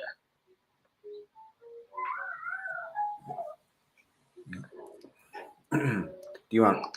So yeah, if you want to redo that real quick, Mando. Yeah, so I'll read this and then we can go to your other post or whatever you want to do. Prayer, if you want to pull that up, you can read that one.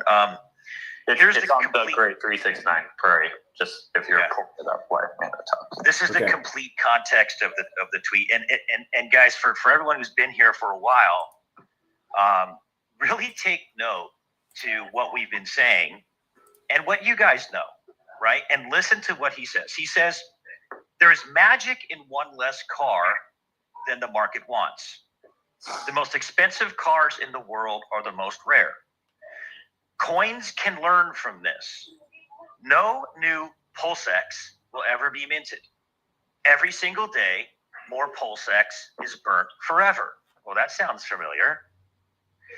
Some other coins have mechanics which can reduce inflation. Some have no inflation or increase burning. Ethereum has EIP 1559, for instance. PulseChain has that, and 25% less base inflation per block to start with. Hex has time locking. And you can also add in there that Hex also has a deflationary T-share rate because the price of a T-share is constantly ratcheting up against the price of Hex. But nobody likes inflation, except perhaps those minting it for themselves. This is Richard saying this. It's very telling. Food for thought. When things are tied together to other things, or you can say when things are bonded together in liquidity pools, this is what he's saying. If the other things become more rare, Hart's law. What does he mean by that? If you're bonded with something in liquidity and the thing you're bonded to is becoming more rare, more scarce, the price is going up, there's volume, there's an increase, it's going to pull you up with it. That's what he's saying. And he's speaking to his tokens. He's saying PulseX is rare. There's not a lot of it. It's being burned out of existence, and it's paired with other things. Yummy. More food for thought. Increasing demand can go farther than reducing supply, but why not both? They compound each other. Higher price, more volume, more burn. Better chart, more demand, again and again. How do you think cryptocurrency got to trillions of dollars of market cap? 4 out of 5 of those last things. Now, we probably should go back to the other one real quick, where he talks about, the other very bullish post. I don't know if you want to go over that one as well. But yeah, run over to that one real quick too, Mando. Yeah, because we should, because it's so powerful. I don't know how I don't know how you don't use it, right? And I actually tweeted out on this one because it was such a powerful tweet. Let me see here. Let's find out what was the day that he actually tweeted out. They were almost back to back, right? I raised 27 million. There's magic in one less car. That's not the one. Are you talking about the reflexive one? No, there was 2 that came out recently. Oh, you're talking about the one more recent. Yeah, the one just like yesterday. Correct. Let's look on. I think we tweeted both of them out. But let's look at both. Let's see if I can find the other one he did, because it's important stuff. I thought that we retweeted both of them out. So that's interesting. I don't know. I can't find that one.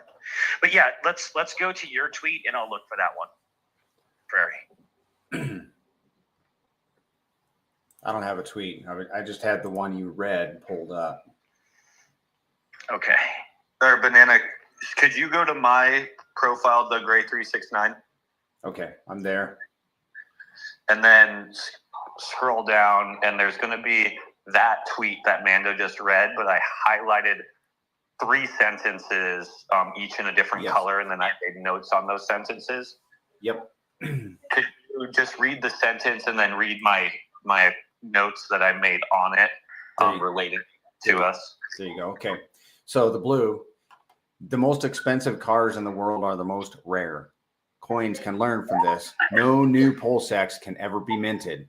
Every single day, more PulseX is burned forever. Now your notes on that.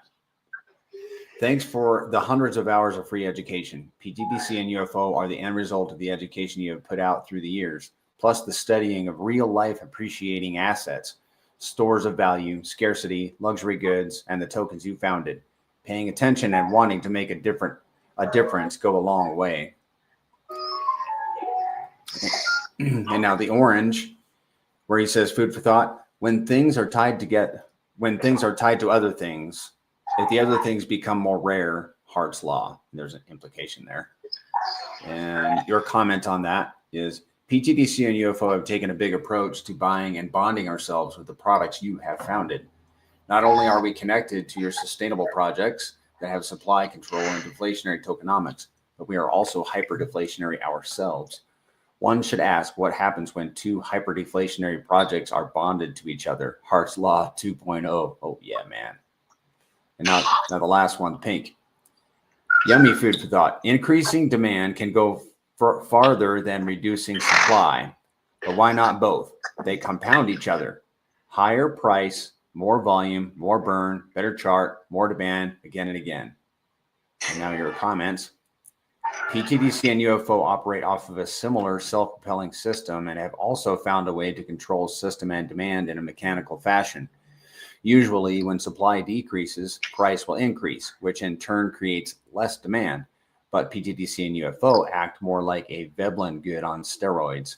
With a decreasing supply, the price tends to increase, and as the price increases, the liquidity web grows in size, which adds more bot demand, buys, and burns, thus appreciating the price in the form of a loop. Yeah, thanks for running through that. The main point of that is I find it very, very interesting when Richard Hart makes very, very bullish tweets talking about his products and his systems, and they relate so heavily with what we have built here. And not only what we have built here, what we've been preaching. Like, anyone who's been following the system, they know that we're on these spaces twice a week. If you look through my Twitter and like literally read down through the last few months or year of my posts, they have so many of the same talking points. And why do they have so many of the same talking points? Because I am a student of this man. The products are designed off of the education of this man. So it really hits home with me when he's talking about some of the things that I have pieced together in his education and pieced together of just how value is generated in the real world and how luxury goods add value and how scarcity grabs value. Like, I put tons of these pieces of the puzzle together with the education of RH, and the puzzle is really coming together now. I think we have an opportunity here on PulseChain as a community to take advantage of the fact that we are ahead of the curve. Obviously, like, the system has been operating for a year and a half now, and he's talking about the same mechanics that we have built into our system. We are a year and a half ahead of the curve. And when the general public of crypto, because I'm not really worried about PulseChain, what I'm looking to attract is the general public of crypto. Once PulseChain revalues, once we get a little bit of good sentiment on chain, they are going to notice these products. Why? Because of their mechanics and their systems at place. They're designed for sustainability and longevity and have the fundamentals built into them. When that happens, it's what I believe going to be amazing for RH products and our products is they're going to be at a point, the machine's going to be running so strong that it's going to be very drawing to the general public of crypto. For an example, the example we gave earlier with the amount of buy and burns happening. If we're buying and burning over $100,000 worth of pTGC every single day, and it's easily shown, like you see all this happening on the blockchain. It's not, hey, this is happening. It's like you can just look at it. It's happening within code and within transactions on the blockchain. It's what I believe going to stand out alongside being built on PulseX, which has the capability of buying and burning hundreds of thousands of dollars as well. It should equal a very, very powerful system and conglomerate of ecosystems built on top of each other, all working together as a team. So one of the things that he said in his recent post, Zen, is, he was basically writing the post back regarding the Charles Hoskinson video, right? And he says, I don't think people realize that PulseChain is one of the highest volume chains in the world for decentralized exchange volume. And then he says, oh, and PulseChain has millions of dollars of free coins waiting for Ethereum users. Perhaps they can go check. And then he says, oh, and the volume actually benefits some holders, not just market makers, because of the buy and burn function people run. Now, in previous videos, we study everything that the guy says. He always used to say that volume chopped people up. Volume is what gets people wrecked. And the only person that makes money on volume are the market makers, which are front running everything, or the exchanges, right? Or these exchanges, which people are doing leverage plays and then they're getting liquidated and all this different stuff. And he's been teaching for the longest time that volume is not an indicator of anything other than people getting wrecked for the most part, which is for the most part true. But here he switches the thinking to his DEX, which is PulseX, and that some people are actually benefiting from the volume now because of this new way that these decentralized systems are created that generate revenue and then automatically buy and burn the asset that you're holding. The powerful thing about this is pTGC generates massive amounts of revenue from volume. Massive amounts of revenue from volume. And 100% of it goes back to the pTGC token holder. Same with UFO. And you have to start somewhere with the liquidity, and that's why this system has just been adding to liquidity. You guys have been watching it happen in real time.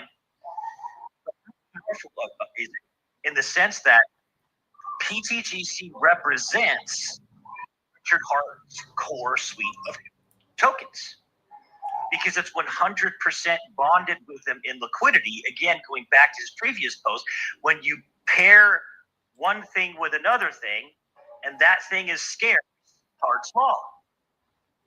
So pTGC, the way it's designed, it's benefiting from everything that Richard is talking about on steroids.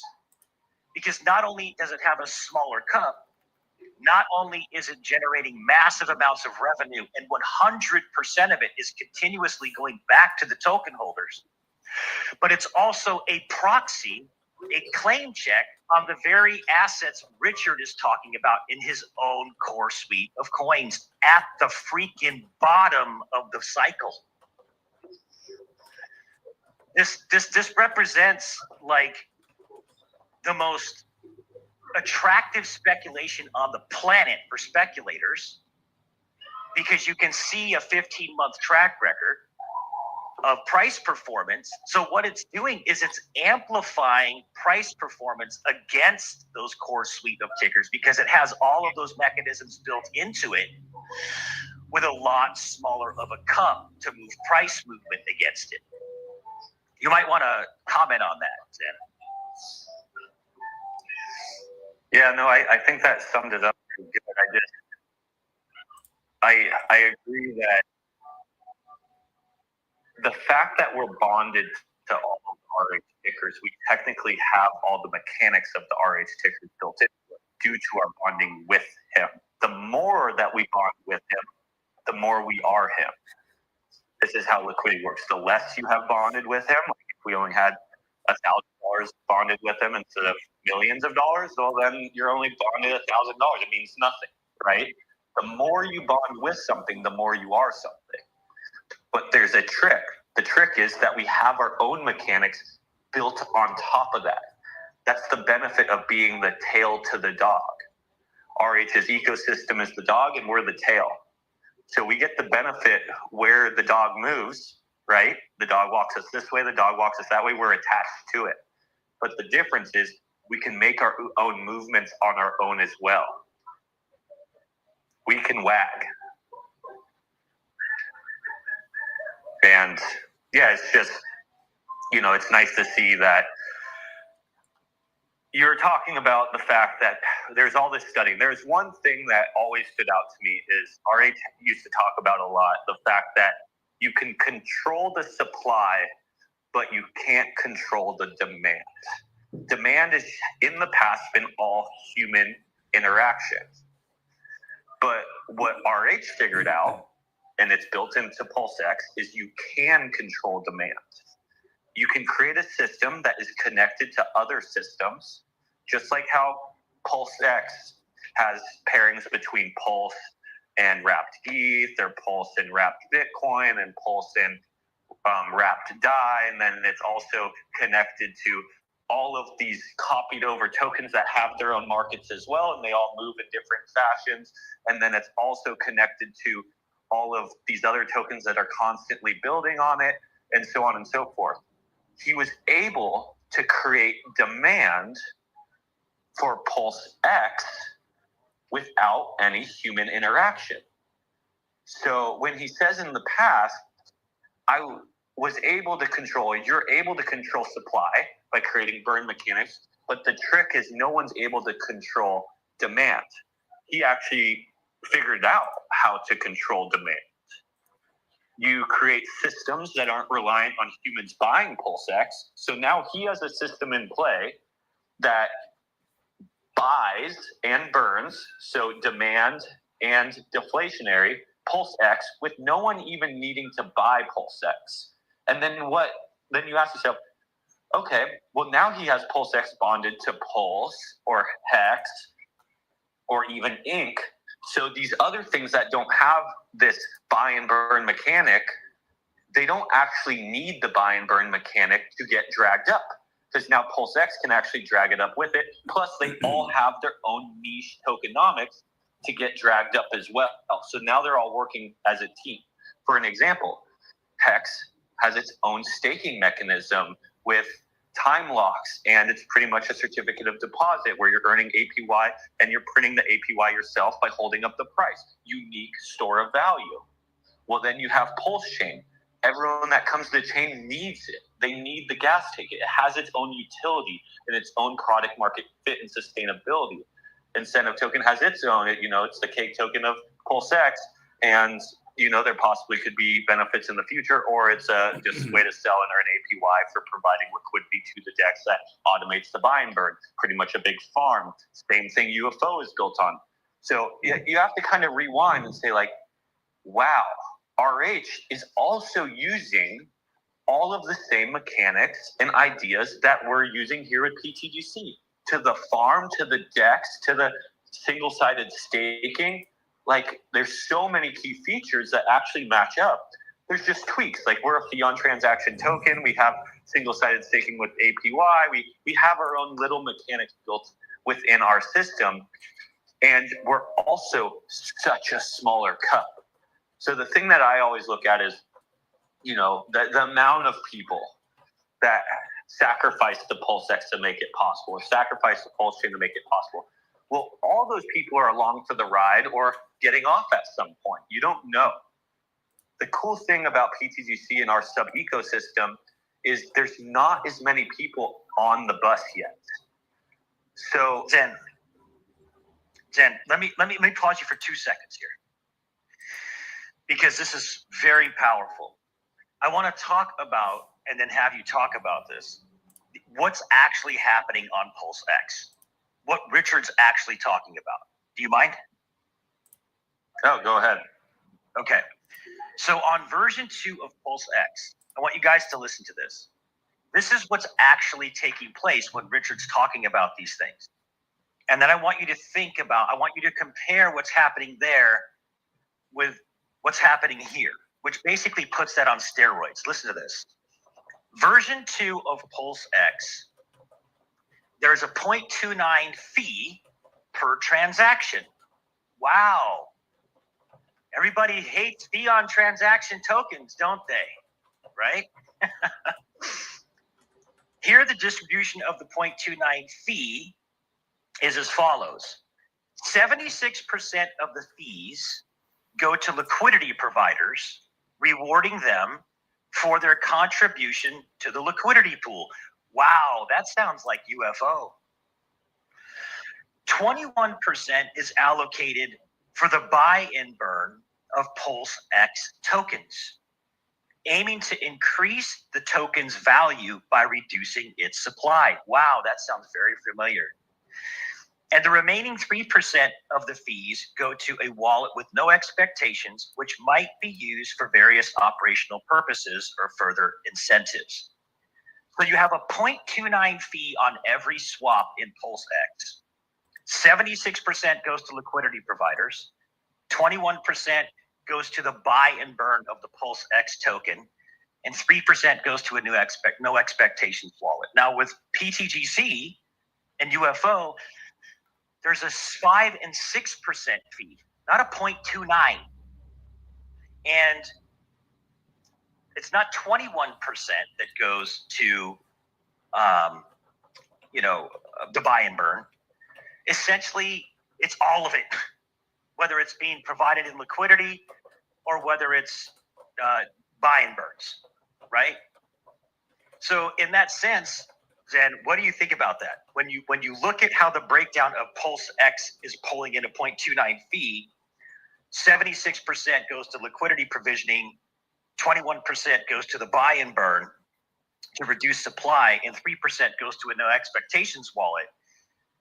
Well, that's great, but with this system, it's 100% going back to the token holders with a fee that generates far more revenue with less volume. Correct me if I'm wrong. Yeah, he's operating off of the same mechanics we're operating off of. The thing is, we're just taking a bigger fee on the transactions, and we're a lot smaller of a cup. He's obviously getting more volume because he's getting any transaction on the whole entire DEX, where we're not getting any transaction. The transaction has to go through our web. We're just getting a bigger percentage of those transactions. But we both, and I've learned all this stuff from Richard Hart. So he taught me, I'm a student of him, but what he's recognized is there is a way to control demand, and it's with the fee on transaction. Ultimately, he just couldn't do a fee on transaction token because that would probably be against, he would probably get a really lot of backlash for that, honestly, and I don't even think he would. But then that leaves a great opportunity for us to deliver an amazing product on his blockchain as a sub-community and support his blockchain with the tokenomics that we have for like buy buying up his tokens and adding LP with them and using them to help our ecosystem so we can work as a team cohesively.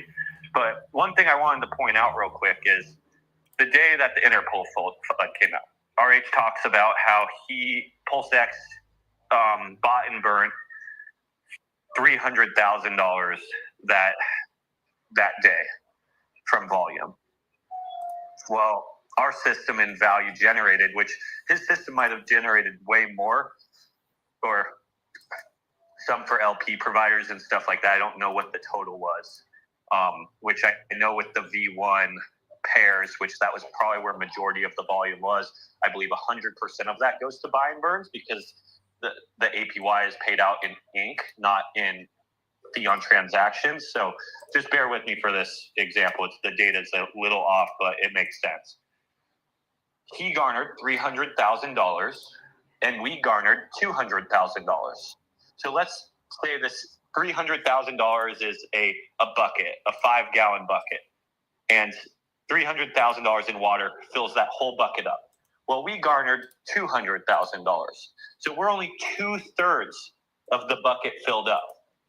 But the difference is his bucket got dumped into a pool.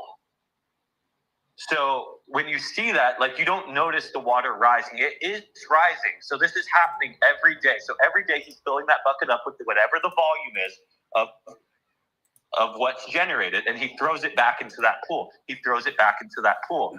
So he's raising the water level. He's increasing the price, the floor of that pool. It's hard to see when you look at it one day at a time, but if you time lapse that throughout a year, you can actually see the water rising. But the difference is we have 2/3 of a bucket. Yes, that's less than his value generated. That's true. But the thing is, we're not dumping it into a pool. We are a bathtub or a trash can. You know, we are a lot smaller. Our cup is so much smaller than that. So for us, for our water level to rise, for our value to rise, we actually need way less bucketfuls. But we are operating off of the same system. And not to mention, it's kind of like our pool. Our bathtub, in a way, is actually floating inside his pool, because as his water rises, it actually lifts our water up as well because we're bonded with him. So that's where it starts to get crazy. So it's actually like we're like a sub-floating kid's pool inside his pool. As his water rises, it lifts our pool, but then we get to rise ours as well on top of that. And anything we do on top of that is a multiplier. And that's where your mind can start to bend. Shill Gates dropped his video this morning, so everybody push it out. I reposted it I made a comment, reposted it on my Twitter. I forwarded it to you, Mando, and Zen. It's in your inbox. So if everybody would make a comment, you know, put an image in there, be positive, answer any questions, and repost it. We got to get back to what Zen just said, though, man. Okay. Because that was too damn good. Okay, like that was not a good transition there. I love you, Prairie. The image of wading in the pool that's going up, but your pool is going up even faster is phenomenal, right? And this is why when you put the pTGC and UFO charts against the pool that it's swimming in, it's obliterating it. Because the amount of liquidity that's coming in, the amount of revenue that's being generated is almost equivalent, but the amount of revenue that's being generated has to fit.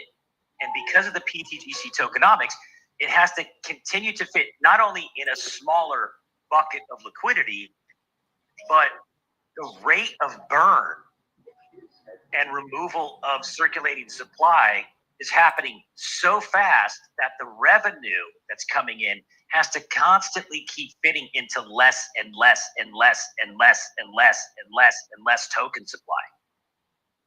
So over time frames, not only are you going to benefit from that reflexivity, and that's why at the beginning of the space, the Dow's like, wait, Pulse is at the bottom on damn near a triple bottom. So unless some larger entity is willing to relinquish some significant part of their, supply back into the pools, this does represent a bottom. And when Richard's pool goes up, we're in that pool. It's like a rising tide lifts all ships, right? We're getting lifted up, but then that doesn't include the fact that the mechanics here are just on steroids of that with a smaller cup. Like what does is there a way that any of you hear what's being said and think that there's an easier way to communicate what's happening to a normie? I think a lot of the times it's just going over the heads of people, right? But, RG3 and Coffee and larger players are getting it now. They're starting to see it. But if you guys have illustrations, if you guys have ways of explaining it that you think would be easier to digest so that the people in their minds can get it, please, guys, send it in. Send it into the Telegram. Get on here and talk. Give us your illustrations for it.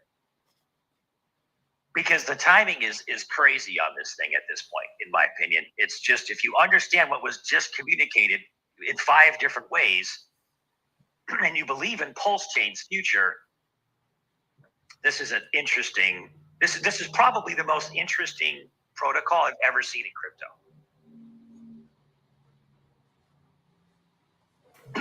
And it's not derivatives of it. It's just when you see how the fees work with PulseX, and then you look at how the fee works with the pTGC ecosystem, my goodness, it's just so powerful. That's it.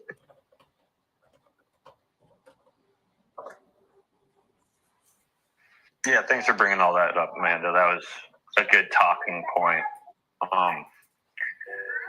Yeah, if anyone's good at like infographics and stuff like that and knows how to like draw this stuff in a professional way, because some people are very visual.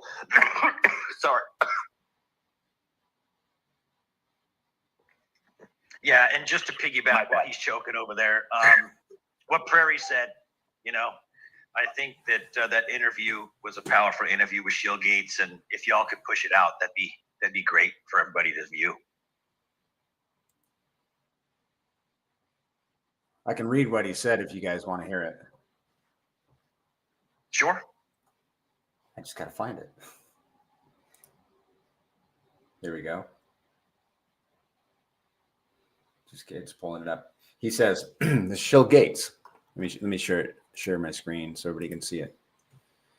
He says, so excited to present you guys this interview with pTGC founder at the Gray 369 and Prairie Banana about the Gray's currency. This interview made me a believer, and I am now a proud holder. At the Gray 369 really created something special here, and I think everyone should watch this interview to understand it. This might actually be my favorite project on PulseChain. The Gray's currency has a deflationary model with a token buy and burn system to drive value.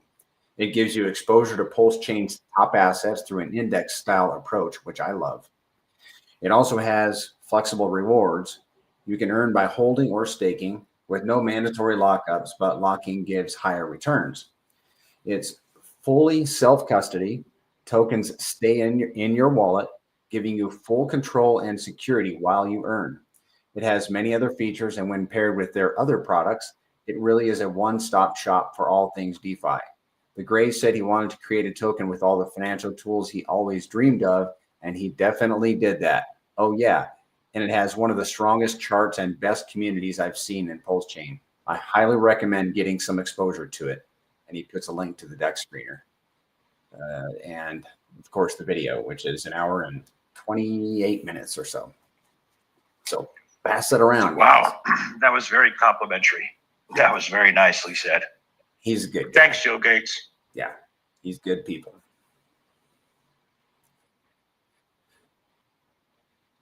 Well, Zen, are you there? Are you recovered? You're not fully covered from your sickness you had a while back. No, my throat's still scratchy from it. So randomly I'll be talking and I'll like hit that weird spot and obviously die, as you guys heard. I forget even what I was saying after that. So I'll just leave it at there. That was a really nice written out post by Shill Gates. It actually means a lot that he could write something decent like that to show he actually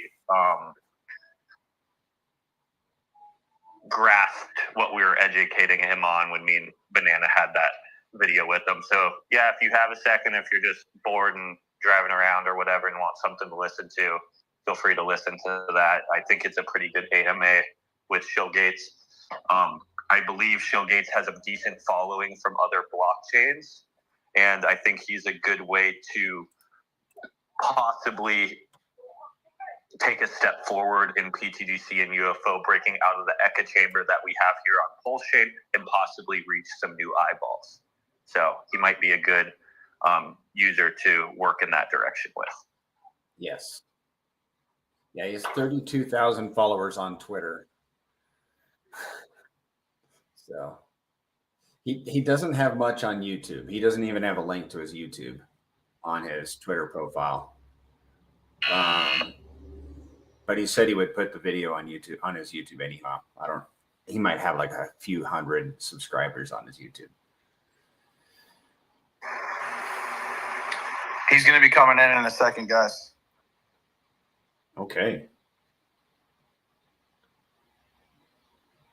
Was that Coach? That's great. It sounded like him, didn't it? No, that was I don't Mike. see. That was Mike. Okay. I was like, I didn't see who it was. Thanks, Mike. All right. Yeah, that'd be great to hear from him on here and cap the space with that. Yeah, man. You guys can hear the man himself.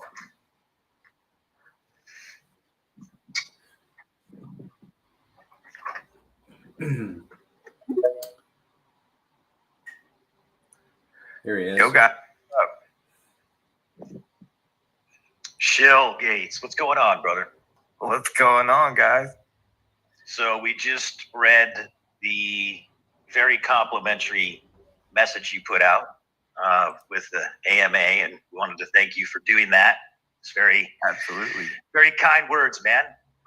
Here's what I just said in the Telegram. It was all from the heart. Like, that's really how I feel. Like, after that interview, I was kind of blown away. And I remember I told Banana that and Gray, and like, they sold me on the spot pretty much. And I went out and I bought some. And then when the Interpol FUD came and we dipped really hard, I bought some more. Right on. Well, that was a very smart thing to do, in my opinion. So we wanted to give you a chance to, while we have this space open, if you could just give maybe just a testimony of a few minutes, a soundbite, whatever comes from the heart to the people, it's recorded, on why and what are you seeing. That would be great. I think the part that he said that made the most sense to me was how it kind of functions as an index fund. I have played around in stocks. I've owned a lot of different index funds, and I feel like it's a really valuable tool, and I've always wanted something like that in crypto. Aside from that, obviously, the flexible yield in terms of just holding and earning or staking and earning or locking and earning, like, I think that was really cool. And I don't know, I really liked when he said, like, I built the product I'd always dreamed of in terms of DeFi, but even in traditional finance. And, he just wanted to create this investment vehicle to where everybody had a shot, and you kind of cut out the market makers and all the people that are really making money in crypto, and created this token to where now it's power to the people, and the people can make the money. But yeah, I really do think, like, he created something great. And obviously, like, ever since I got here, this is all I've heard about is pTGC and UFO. Like, from like the very early stages, like this has been like one of the most recommended projects to me. And then when I got to do the interview, like it just sold me more. And I'm just mad I didn't do it sooner because I probably could have got a better entry. So when you're looking at the price, the mean of Richard's core tickers, PulseX, Pulse Inc., when you're looking at them and realizing that the system owns so much of those core tickers in bonded liquidity, and essentially what we're staring at is damn near a triple bottom, right? Yeah. And you invert the chart so that you can see PTGC's performance against PulseChain, right? And you realize, wow, we're sitting at $120 million market cap. The things that we're bonded to in liquidity are basically on the bottom again. Yeah. So unless somebody is willing to relinquish a significant part of their bag in this thing, it truly represents a floor for the token. Right. So that is a statement I'm making, and I'd like to hear what your are on that statement, if you have a rebuttal to that or if you agree with what I said. Well, I agree because, there's definitely a correlation there, and it was designed to have a correlation. And because of that, I think most people agree that I can't say that it's bottomed out in terms of X, like Richard Hart tickers and stuff like that, but it kind of looks like it.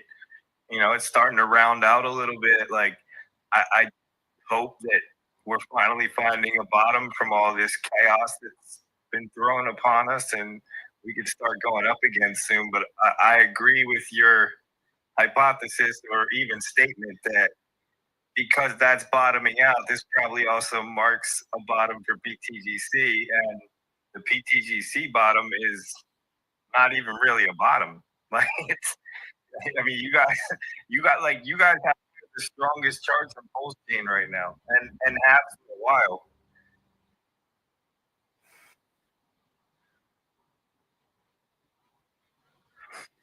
I remember the day of the dump, right? Like it was so funny. I was scrambling, man. I threw all this money. I pulled it out. I bridged it in, and I think it dipped all the way down to like a $60 million market cap. And I was like, oh man, this is the buying opportunity of a century. And by the time I got to actually go buy some, because I didn't have dry powder, I'm still so new to the ecosystem. I had powder elsewhere, but trying to bring it in in time to catch the. By the time I got there, it was already back up to good luck if you're stuck in the bridge, brother. Yeah. So by the time I could have had it at 60 million, and it already wicked back up to 80 because it's just such a strong project. Yeah, it really is. It's the first of its class, first of its kind innovation on any blockchain. There is nothing like it on any blockchain. That's what I said in the interview. Like I said, I don't think there's anything like this in all of crypto. It's not just PulseChain; it's crypto as a whole. Yeah, well, I look forward to seeing the AMA. I haven't had a chance to watch it yet, but I definitely look forward. Zen, you got anything for Shill? Yeah, Shill, I just wanted to say I appreciate you taking the time and doing that with me and Banana. Right before you came on, I was telling the community about one of the reasons I'm so thankful for that is the fact that you came from an outside place other than PulseChain. So the chance that you gave us the opportunity to educate you and also your community on PTGC is a great opportunity for us because we're not stuck in the same echo chambers maybe as much as our standard AMAs, because a lot of our standard AMAs are with PulseChain members. But since you are newer to the PulseChain community, I believe, I don't know this for a fact, but what I'm guessing is your following comes from other blockchains and Ethereum or wherever you were kind of based on before, which gives us an awesome opportunity to educate them on a unique product that's only here on PulseChain, which is awesome for PulseChain and awesome for pTGC. Yeah, I had like around 20-some thousand followers before I ever even spoke about Hex or PulseChain. So there's definitely a lot of other people that follow me that probably aren't involved at all. Yeah, and I appreciate that. And like sometimes it's like maybe not even on the first post, like this is like the first time you released any information really on pTGC, but maybe they'll take a second and watch the video, and then that kind of sparks their interest, and now it's in their radar. And then we do a couple nice days of, like yesterday, a 15% move, and then what that triggers in their head, like, okay, I need to look into this now, right? And, you know, I just appreciate you giving us the opportunity to put this protocol on the radar of some of your followers that are PulseChain and aren't PulseChain, because, you know, if we can show them that there is innovative products that are not on other blockchains here on PulseChain, that should help with the adoption of PulseChain and with the adoption of pTGC and UFO. And all people need to do is go look at that chart. Like that is I was when the Interpol FUD happened, obviously everything tanked. But like there was a bunch of stuff I had on my radar that I was trying to buy, and the recovery on your chart, like it literally snapped right back up to where it was before the dump. And like I'm lucky I got it at like 80 or whatever it was, but like the fact that it was probably the best recovery in all of PulseChain. I feel like I can stand on that. Like I'm not positive, but like it was insane. Yeah, I believe I know what it was. Is I kind of always relate to the real world occasion of when a product has a lot of scarcity, there becomes a line. And this is like with luxury cars. Like, for example, with a luxury car, where they will literally put out a notice that one of these cars is up for sale, and they'll send out an email to all these wealthy people. Well, it never hits the floor. Literally, they get 10 replies back saying, okay, I'll take it, right? Because they're so scarce. So what I believe happened was, as soon as that discount happened, there was a bunch of people in the same boat as you saying, wow, this is my opportunity to grab pTGC at the price I was hoping to get it at. And they just bought it, right? Like when you build a line of people looking for a certain price, that's great, because then you're creating a pretty much, in a way, like this, we don't have these things on PulseChain, but pretty much a buy order at a certain price. We just don't have it mechanically. They're just having to sit there and wait. And they're just sitting there to wait with their position, saying like, if it ever dips in this range, I'm going to take advantage of it. And you can actually see this in charts that have a demand at a certain level, which obviously Ray ran into, because then it shot back up to where if a chart lands in that level and then it doesn't shoot back up, well, then that tells you like, wow, there's no demand order right there. It didn't shoot back up. So I personally believe that there's just people waiting, and as soon as they saw the price, they're like, oh, this is my opportunity, and then they just shot it right back up, which is a good sign, right? Like that's good to see that at lower levels, if we ever go into that area, there's probably a wall of people looking to support it at that level because they're looking to take position into this protocol. Yeah. And you're still sitting at $106 million market cap in one of the most flooded and like down blockchains there are right now. You know, it's really unfortunate. Like, I can't wait till this whole SEC drama is resolved, whatever the result. Like, I feel like that's really been holding us back. We saw very similar things happen with XRP in the last bull cycle when they were dealing with their SEC case. Like, they almost barely pumped it off. So I think getting rid of that the thing is though, is it unfortunate? Because I get what you're saying. Like, oh, this is unfortunate. But then I rewind and I'm like, this is extremely fortunate. Yes, because you can buy more. We're giving like a blessing. Yeah, we're giving holders the opportunity to get it at a discounted price. We are able to create our LP web at a discounted price. And then also, it's kind of like the saying, a smooth seas never create a good sailor. So now Yeah. our community is this battle-tested community that has been fighting through the roughest waters. But what happens when the waters become clear and smooth and sunny skies? Right. It seems like an environment that just is unrealistic at this point.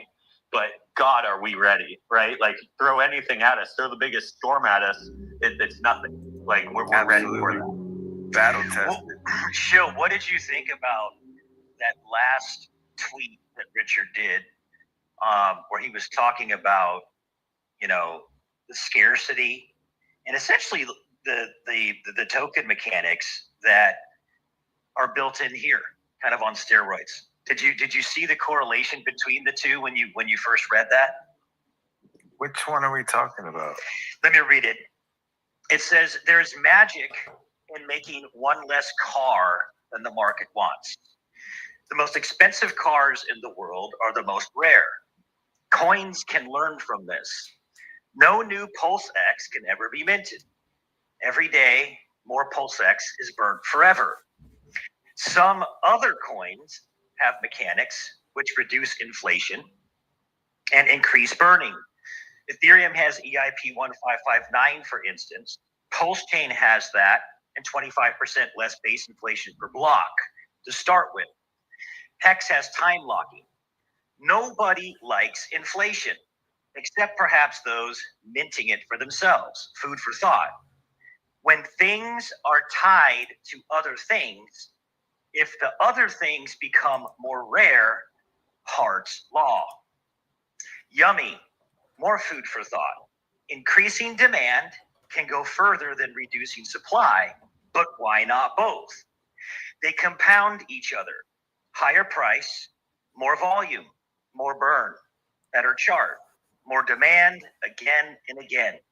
How do you think cryptocurrency got trillions of dollars in market cap with 4 out of 5 of those last things?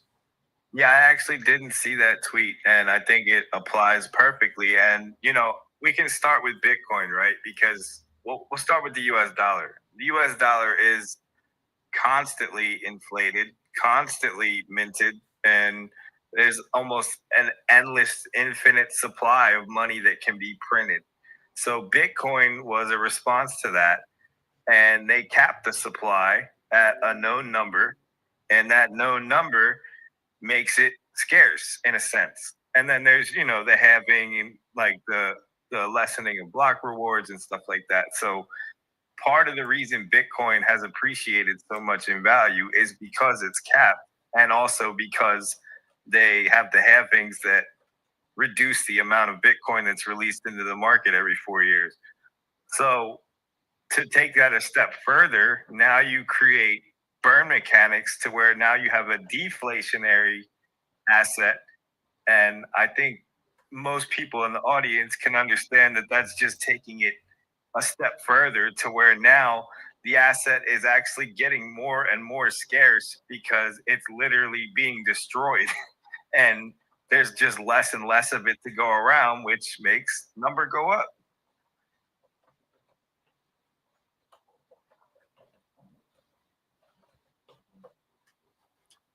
Especially when it's something like this too, right? Like something that there is a higher demand for, because when you have a high demand and a diminishing supply, I feel like that's a great zone to be in. Yeah, I have 2 things I want to run by you real quick, Shill Gates. The first thing is a little bit of a rewind. So you probably don't know this, and I just wanted to tell you this. So the day that Interpol FUD came out, the amount of value generated by the pTGC and UFO machine in a 36-hour period, I bet in that period, was $200,000. Yeah. And then tax, right? Because of the fee, and then since the market did those volatile shifts, that's the environment the system thrives in. So that we got to take advantage of the market shifting, which obviously makes market makers turn on to fix prices due to imbalances in liquidity pools, and then we obviously break in those fees from those market makers, and then that goes back to the system. So in that time period, we actually generated $200,000. You guys have emergency end stakes too, right? Yeah, in our locking portion, people can early end lock, and when they do that, they give up 30% of their position to all the other lockers. I don't know if anyone early end locked during that situation though. Just what I've noticed is people in our system early end lock when price goes up. Like they don't get scared out of their position. They're trying to sell it. It's almost like they're in so much profits. It's like fun. Like, oh my God, I've won so hard. Like, I don't care if I give up 30%. I want this money. Is what I've noticed. And this was the other thing I wanted to bring up, and it goes to that example that you were just saying with the US dollar is if you take out all buy and sell pressure and you just go down to the basics of everything in the world is in a way ratio based. I've been really tapping into this example lately. I heard someone tap into a simpler version of this example, and I've kind of twisted it to relate exactly to our system. But like, listen to how this works. So everything is really ratio based in this world. So let's pretend we have, and these numbers aren't ratioed right, but for this example, it will make sense at the end. You have $100 and you have 100 Pulse, and then you have 100 pTGC or UFO, whatever it may be. Well, let's say the government inflates the dollars times 2. So what do you have? You'll now have $200 to 100 Pulse and 100 pTGC or UFO. Well, what does that equal for someone who owns PLS instead of the dollar? Well, now their PLS is worth $2 instead of $1, which is awesome if you own PLS. They just increase the value of your PLS with nothing ever happening to your PLS. So if you own the PLS, they actually increase the price of your asset. And that's why it's important for you to own assets, because the rich get richer if you own assets. But if you're someone who works for your value, the US dollar, as they inflate it, you now need to work twice as many hours to get that same PLS. So you now are put into two different categories, the have-nots and the have-yots. If you have the assets, you're becoming richer. If you don't, you now have to work twice as much to get those assets. But then pTGC takes it a step further. Let's say our supply decreases by 50% in this same time period. So let's say from 100 pTGC, it now becomes 50 pTGC. So you'll have 200 US dollars or value, and then you have 100 PLS. That one stayed stagnant. And then you have now 50 pTGC because it's a decreasing supply. It's hyper deflationary. Well, now round trip it. You have $2 equals 1 PLS, but now $4 equals 1 pTGC because you've decreased the supply. So if you're a pTGC holder in this example, you now only have to trade one of your pTGC for the $4. To where if you were a dollar holder, you now have to work 4 times the amount of time to get the same amount of pTGC that you could have gotten before. And that just shows ratio-based how powerful it is when you're in an environment with an inflationary supply, the dollar, and you're attached to a deflationary asset instead of just a normal asset, how powerful that is. Because everyone tends to forget everything is ratio-based in this world, and then it's ratio-based with external forces. And then the trick is, okay, well, what happens if people buy this thing? Well, it just pushes the price up more is the answer. Yeah, I mean, it makes complete sense, but I don't think a lot of people are thinking that way, and they should be, right? Because, you know, everybody, and I feel bad because a lot of people are kind of just stuck trying to earn those hyperinflated dollars, and they just don't know any better. Well, they're stuck because they have to pay all their bills with those dollars that they make, because the inflation has put them in such a spot that they don't actually get to bring any of those dollars to the assets because they're spread too thin. What I love about pTGC and UFO, and this is maybe a little too heavy for you, is it actually gives the chance back to the people. So most of the time, in an amazing product, the opportunity actually isn't in front of the people. It's in front of the VCs. It's already in front of the big players that we... Market makers. Exactly. This is what we talked about in the interview. Like, you laid it out perfectly.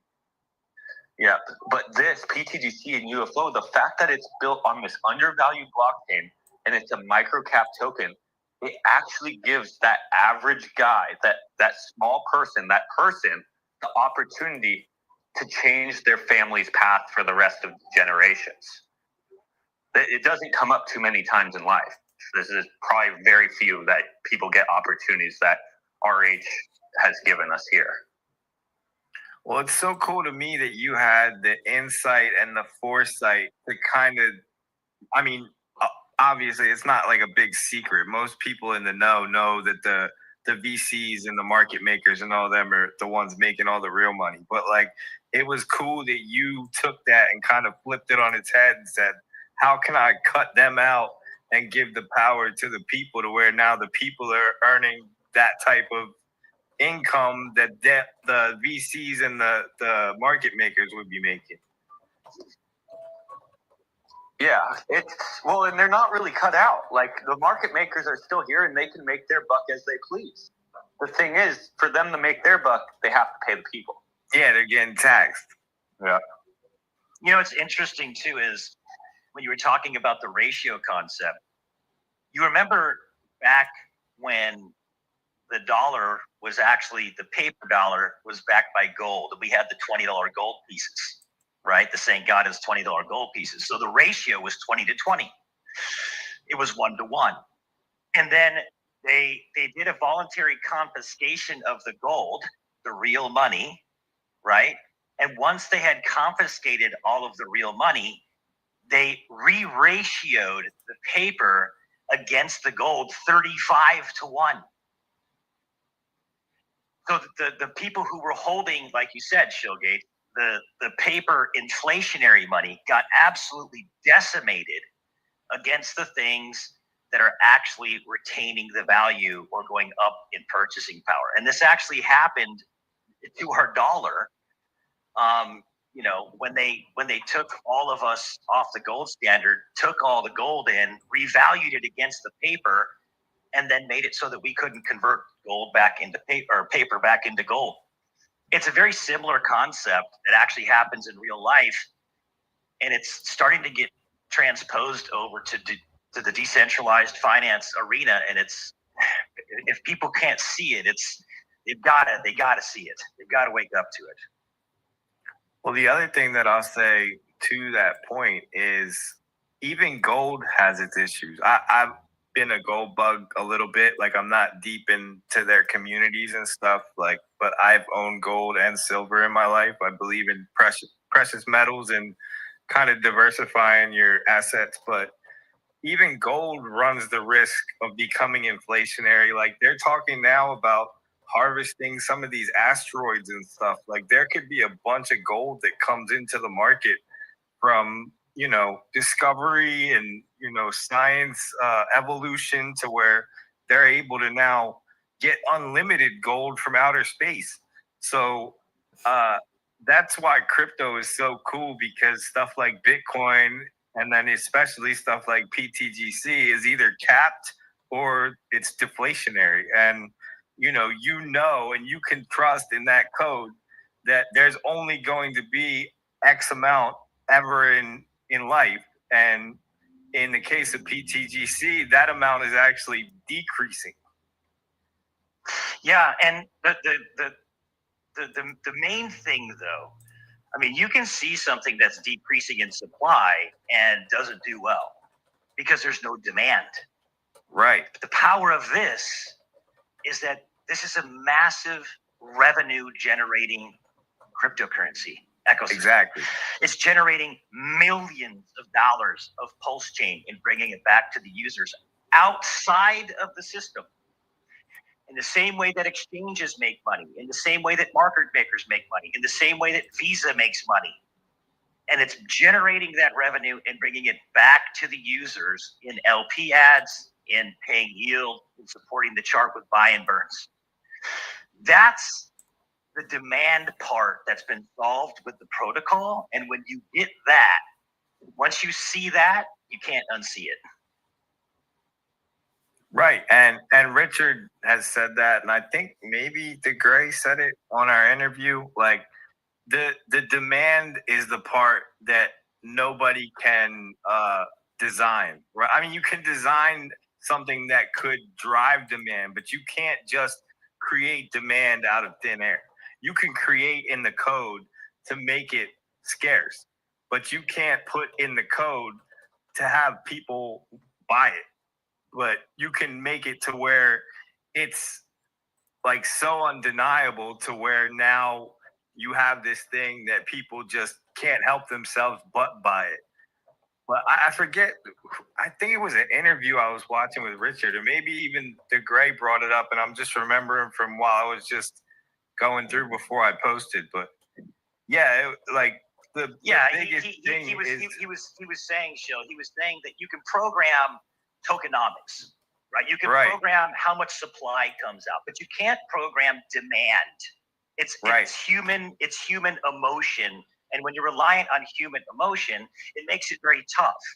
But then he figured out, wait a minute, I can kind of program some demand because I can use a fee on transactions and then take part of that fee and buy up the token. And he does that with a 0.29 fee in PulseX, where 74% goes to liquidity providers and 21% of the fee goes to buying, burning PulseX. This system takes not a 0.29 fee, but it takes a 5 to 6% fee, and 100% of that goes back to demand. Yeah, that's incredible. That's a lot of money moving around, especially when this thing takes off. And when you couple that information with the fact that, okay, what are these tokens bonded to in liquidity? They're bonded to the blue chips on the blockchain. They're not bonded to shit coins backed by shit coins backed by shit coins. They're bonded to PulseChain, the native coin of the blockchain. They're bonded to PulseX, the Uniswap of the Pulse. They're bonded to all the best narratives on the chain at the bottom of its first cycle. Yeah, it's exciting. It's a very powerful speculation. It is a speculation on the performance of PulseChain and on the success of PulseChain. But the interesting thing is that even though PulseChain has not been performing, the mechanics of this system don't give a shit. And that's why when you invert the chart against PulseChain and the core suite of RH tickers, the system is just, it's breaching new all-time highs all the time against it. So it's performing in a very unfavorable environment with zero help from the assets it's currently bonded with. Yeah, so just imagine when they start moving. Very powerful.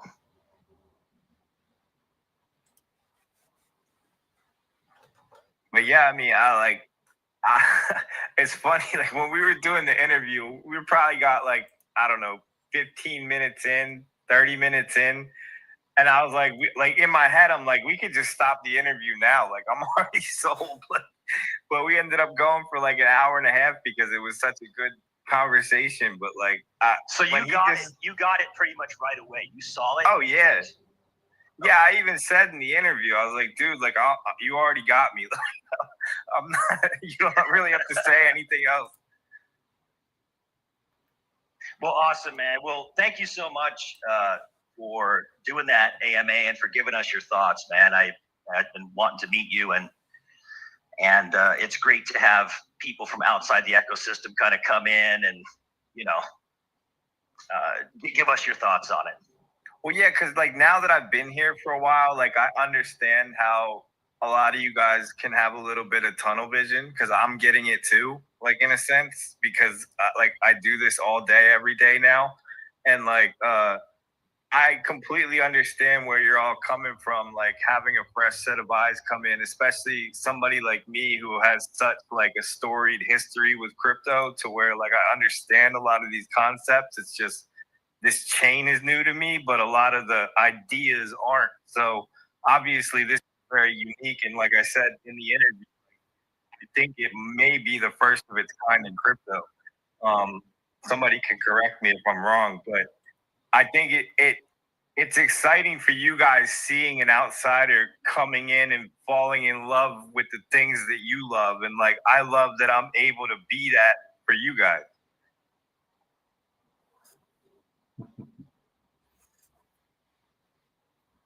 Zen? No, that's about it. Shill, I really appreciate you taking a liking to the product. You're saying I kind of sold you on the product. I don't really consider that. I think the product sold itself. You know? Well, yeah, that's the thing. We even said that in the interview, right? Like, you were not being a salesman. You were literally just explaining it to me and why you created it. And that's what sold me. It was nothing like a pitch or anything like that. You were literally just laying out, okay, here's how I felt. I was trying to do TradFi. I didn't like TradFi. I came to crypto because I thought there was more opportunity. I saw that it was mostly gambling in a casino. So I created the asset that I wished was here when I came here. Yeah, exactly. And that's what, it makes it so easy for, I think, even myself, and I think I'm speaking for other people, to wake up and like not sell people on the idea, because we're like almost waking up and just trying to educate them on the idea. And if we get the opportunity to educate someone on the idea sells itself, right? And that's like the best form of marketing. Like, hey, let me just tell you about this machine, and then you make up your mind if this piece of machine makes sense for you. And the thing is if you ask anyone why they're in crypto or what they're looking for in an asset to put a lump sum of their value, maybe not all of it. Some people do like the casino part of it. It gives you that adrenaline rush. If you're tracing dopamine highs, like, yeah, you might need to do a little of that casino gambling. Like, but for a portion of your portfolio, this usually checks some of your boxes. Yeah. And if you are a casino type, like, roll those profits back into stuff like this that you really believe in, that's solid and has, some really good fundamentals. Just breached new all-time high against PulseChain. Nice. Looking at 7.92 to 1 ratio. It looks like it just came under 8 to 1. Almost hit it. Oh, damn. Little bit of a Shill Gates effect, maybe. You might have, brother. You might. Maybe. I mean, listen, this is it was already going, but Yeah, that's what I'm saying. I was just gonna say, this is two very powerful forces coming together. Team effort. Yeah. When you win a game, everything matters, man. Everything matters. When you win a game, it's not one person winning that game. It's the whole team working towards that goal, and then the team wins together. Right, but here's the way that I view it, right? Like, I'm just shining a light on it to people that may not have known about it. Like you said, the product sells itself. Once they see it, once that light bulb goes off after they've looked at the mechanics and studied. The thing that I love most about pTGC and UFO and the ecosystem, this is the thing I love most about it, just for crypto normies, is it makes you focus once you're introduced to it and learn about the only metrics and characteristics that matter in crypto, in decentralized crypto. You are forced to focus on token supply and token circulation and liquidity pool pairings and buy and burns and liquidity webs and how liquidity works across pairs and indexes. You're forced to instantly be introduced to the concepts and the only concepts that matter. And so it dramatically increases and speeds up your learning curve being introduced to this protocol. It makes you smarter than anybody else in crypto from a decentralized standpoint, because everything else, most everything else, Shill, it's narrative and meme coin. What's the next meme coin narrative? Okay. Yeah.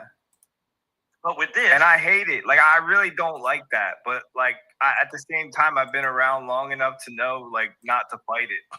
But obviously, we love it. We love it. In reality, we love it. We make, you can make a lot of money with it, and that's fine. You have to go with the flow of the market, and that's fine. That's good. Know that, right?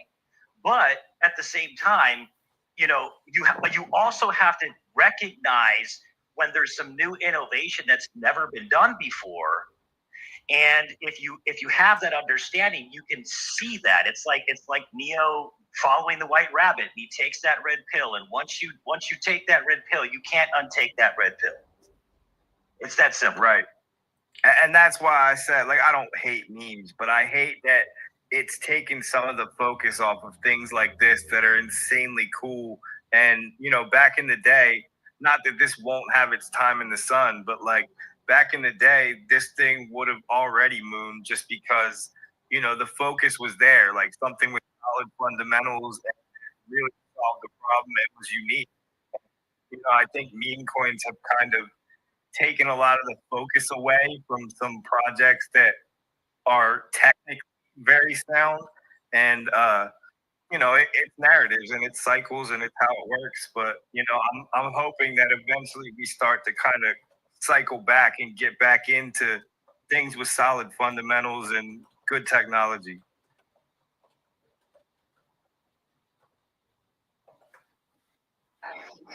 Yeah, I wouldn't say it's a meme, but we do have a fun mascot too, which I think is going to play to our favor in the future as long as it's in it. I think it also has helped us out in the past and right now as well. The whole alien theme with where we are in the world with the media, and everyone's kind of thought about it. Just yesterday, someone came into the chat and said that he just loved the theme. Right? Like, he was like, oh, I love the tokenomics, but I also think this theme is still fun and awesome. And it's just like, we think so too. We think this was a narrative or a mascot that is probably one of the best mascots to be in crypto, but no one's capitalized on it yet. And the fact that no one's capitalized on it yet is a great opportunity for us to capitalize on such a fun theme and mascot. Yeah, who doesn't love aliens and UFOs and outer space and all that? Like, it's all just exciting and mysterious, and I love it. Even just in crypto, everyone's talking about going to the moon and and all these space themed wordage, right? Like, it's part of it, so it makes sense that a mascot, because even in the real world, like, every community, every group has a mascot. Every football team, every sports team, they have a mascot associated with that team. That doesn't mean it's not a legitimate team. It just means that there's communities that like a mascot to rally behind. It brings people together. It's fun. It's easy marketing. So this has been being done for hundreds of years. That's why I believe memes have actually taken such a strong place here in crypto. It's not a new idea. It's the same idea that they've been doing for hundreds of years with mascots. It's just we called it memes instead of mascots. But I've been kind of like, hey, it's actually just a mascot. And pTGC and UFO are these great, amazing products. Here's our mascot. And personally, we believe it's probably one of the best mascots to exist out there for this space. It just makes sense. And it's the power of branding, right? Like, even with me, like, I kind of stumbled into this character of Shill Gates, but like, now I have the face, and like, that face and the design that I created is recognizable, and that's essentially my brand. So, you got the branding part right, and you made it something like, I think we discussed also, like, aliens are always in the news. So, it's constantly going to be relevant. 100%. It's hard to remain relevant in such a just the tech is evolving so quick. And this is off topic, but that's why I love our DAO so much, is Prairie gives an example. It's like us being a boat on sea instead of being a train on tracks. We're able to veer and sway with what comes in front of us and adjust accordingly. But going back, that the environment, there's always this new flashy object. There's a news event and 1,000 tokens will come out to that news event, this media event, or this will happen or that will happen. So it does play in our favor that our theme naturally reoccurs every week, right? Like there is a new thing that's happening. Right now it's every day with this, drones and all that kind of stuff, which is awesome for UFO.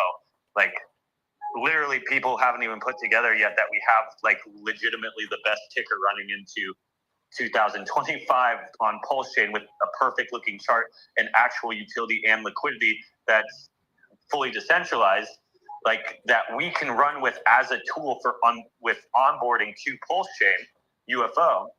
But take that aside, it's always reoccurring into the media, if not every day, once a week. Some of the biggest YouTubers are constantly talking about this stuff. So that should tell you enough, like, hey, this is a mascot worth paying attention to. Completely agree. I mean, it's like every time we talk, you just make sense. Every single time. What makes sense is those liquidity pools being rebalanced every damn second. Right. So I got a question. I don't know who wants to answer, but what have you found? What have you noticed that you're most highly correlated with in terms of like the liquidity pools? Like what would you say seems to be the most balanced pool? I'll kind of answer this question because I can kind of answer it in two parts. I have a specific idea called the alpha pool is what I've kind of named it. And what actually happens in these liquidity pool systems is your best performing asset actually becomes the alpha pool, which is awesome because you want your biggest liquidity pool to become the biggest, right? So the one that has had the most positive movement actually will naturally become your biggest if you're not like adding to other ones, trying to keep the other ones up, because it's almost natural selection at its finest. Is the thing you're bonded to will increase in price, which then makes that side of the liquidity pool bigger and bigger and bigger. And then the bigger that liquidity pool, it has more control over your web. And naturally, you want the thing that's the best performing to have the most control over your liquidity web. Correct? You don't want to have like this junk token having the most control. So those naturally will go to the smallest because they'll decrease in price. So like if you started everything out even, like 10 tokens, all started out even liquidities. The best performing liquidity pool will naturally become your biggest, and the worst performing liquidity pool will naturally become your smallest, making it so the smallest one has the least effect on your and the biggest one has the most effect. As far as arbitraging, the RH tickers have the most movement through them, which just makes sense. That they're the ones that have the most action on chain just due to them being RH's tickers. But as far as like our liquidity pools, what we've noticed is the ones that become the largest are the ones with the most price appreciation, ultimately. And it'll be interesting to see in the future which ones actually become the biggest, like in general. Because, for an example, if PulseX just rips and rips and rips and becomes the best performer on chain, well, that one's going to become the biggest, right? Which we want that one to be the biggest if it's the best performer. We want the best performer to be the thing that's got the most way over our system, which is kind of a cool thing built into our system that no one even really realizes.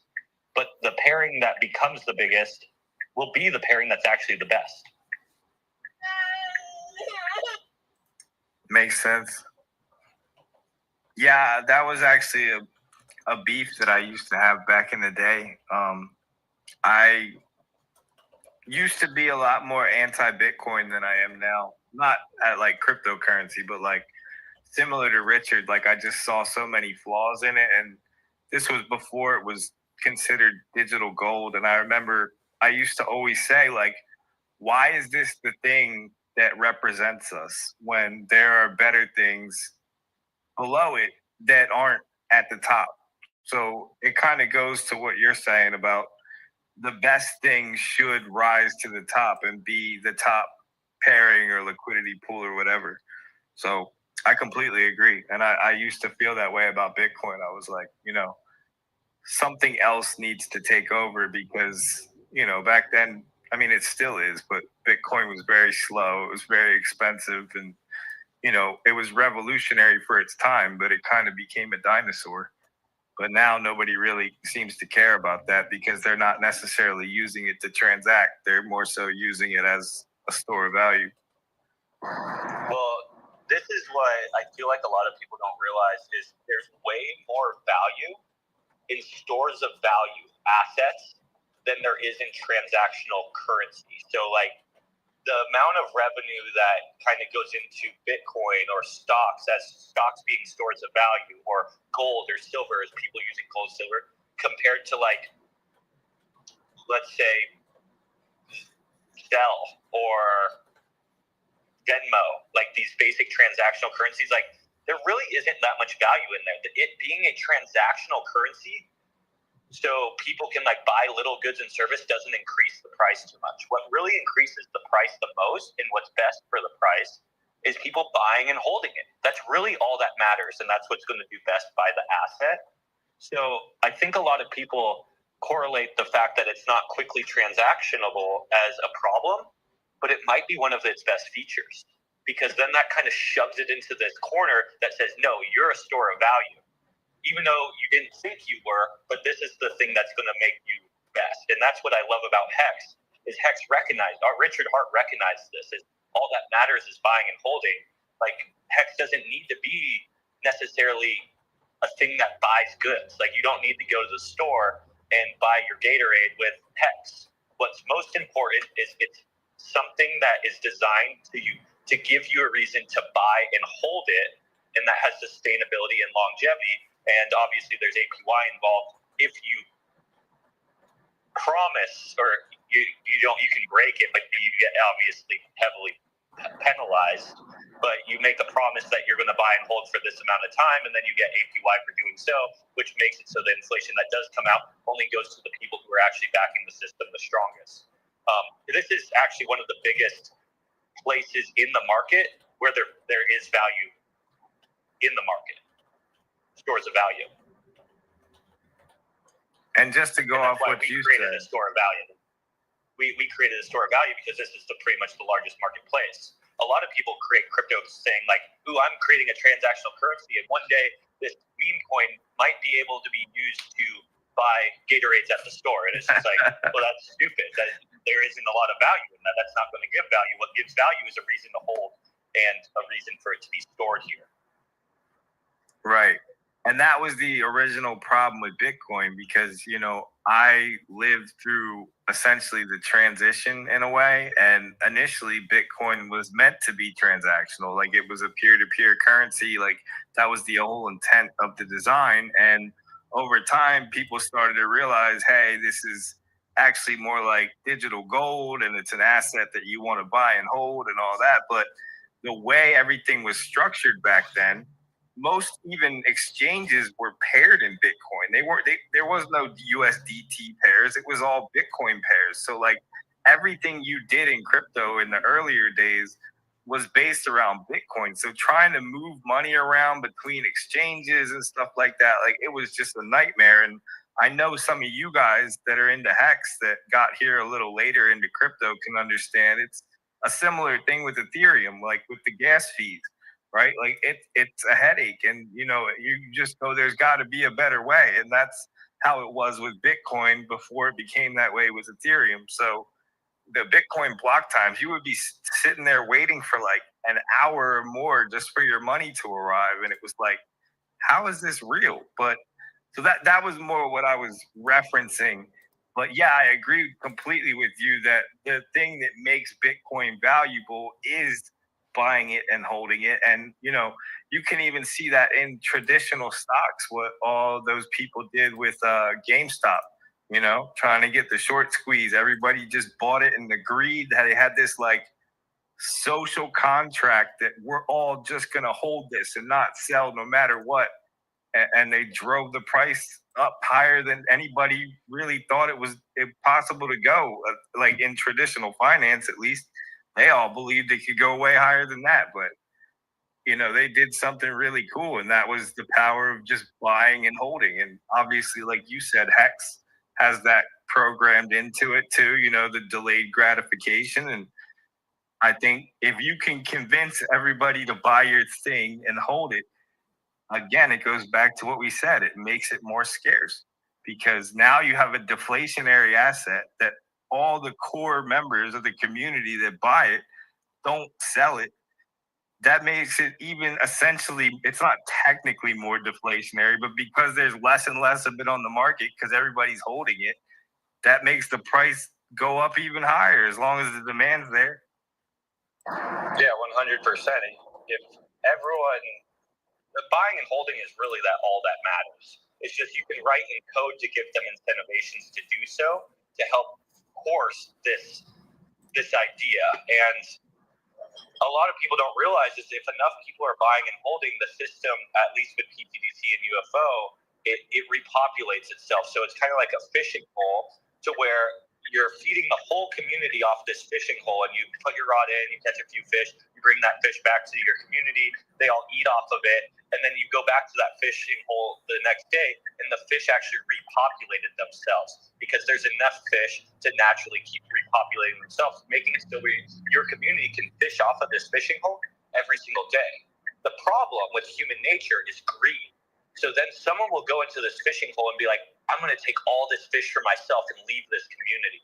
So then when the community goes back there the next day, they're like, oh my God, where all our fish go? Like now there's not enough to repopulate to keep feeding us. So one person's greed came in and obviously did damage to the rest of the community. This is a basic example of what happens. But really what matters is just buying and holding. And then back to the thing about transactional currency and store of value, a lot of people are like, oh, we need to, fix transactional currencies. And it's like, well, I agree. I think there will be a better transactional currency here, but really the dollar is not bad for a transactional currency, especially with debit cards and credit cards. There's not a huge fix that needs to be here. The problem is the dollar sucks as a store of value because of inflation. So what you need to use the dollar for is only a transactional currency when you need to make transactions. Whenever you're not making transaction, you need to get your value from the transactional currency into good stores of value and assets like gold, Bitcoin, stocks, Hex, pTGC, UFO, stuff like this, right? So they were trying to reinvent the wrong thing at the start, but they got that fixed. They realized that it was a better store of value than transactional currency. Yeah, I agree. It was a very painful process, just kind of migrating to that new way of thinking because everything was designed around the old way, and it just took a while, and it was really frustrating for anybody that lived through it. Oh, I bet, yeah. But that's kind of like that natural selection thing is they kind of were shooting a few ideas out there, and then when they're like, throwing shit at the wall, and then when something stuck, they're like, naturally that is what was going to stick no matter what. That was the problem that needed to be solved. That's what Bitcoin, in my opinion, was kind of meant to be, was the store of value. But they didn't start with that. They were kind of throwing, they're like, oh my God, this stuck. And it was like, well, that was the problem that needed solving. The transactional currency, like, I do believe digital currencies will solve this problem in the future, but that wasn't the instant, like, okay, this is what Bitcoin will be used for. It's somewhat used for both, but this is where the real value is the store of value side of it, especially because we can manipulate the things that drive value. And that's what I think makes pTGC and UFO so strong, is we're able to manipulate the demand and the supply with code and mechanics. Yeah, that's really cool. You got me over here reminiscing about the old days. I was thinking about, because we take so much for granted now, and I know that there's a lot of people here that don't even know what they don't know in terms of like how it used to be. But it's just so funny. Like I'm thinking like back in the day, there were probably 20, 30 different exchanges. Most of them were shady as hell, and you only had a couple options that were listed on all the exchanges. Like there were no dexes back then. There were no swaps. There was none of this stuff. So the only way you could transact was, well, there was one called Ether Delta. It was like the only decentralized exchange, but it was terrible. And the only way you could get money. No, absolutely not. But the only way you could buy these new coins that came out, like let's say pTGC was brand new back in 2017, 18, like it would get listed on one of these like low tier exchanges, and it would start to build hype. And then once it got more hype, it would start moving up the ranks to like a mid-tier exchange. And then it would finally get on Binance and all that. But like back then, if I wanted to go buy pTGC and I was a big fan of it and I knew like all the fundamentals were there, I'd have to get my money from Coinbase or wherever like my main like on-ramp was. And I'd have to find a way to get it over to this like back alley exchange that listed for dirt cheap to where you guys were able to like kind of bootstrap it and get it on there. And the only coins back then that were like universal to all the exchanges were Bitcoin, Litecoin, and Doge. For some reason, Doge ended up becoming like the trader's choice of the way to move funds around between exchanges. Like that, a lot of the guys from back in the day will tell you like Doge and Litecoin were like the two main ways because Bitcoin was so slow and expensive. And ETH was kind of coming up, and eventually ETH became one too, but it was like Dogecoin was the original like peer-to-peer transactional currency.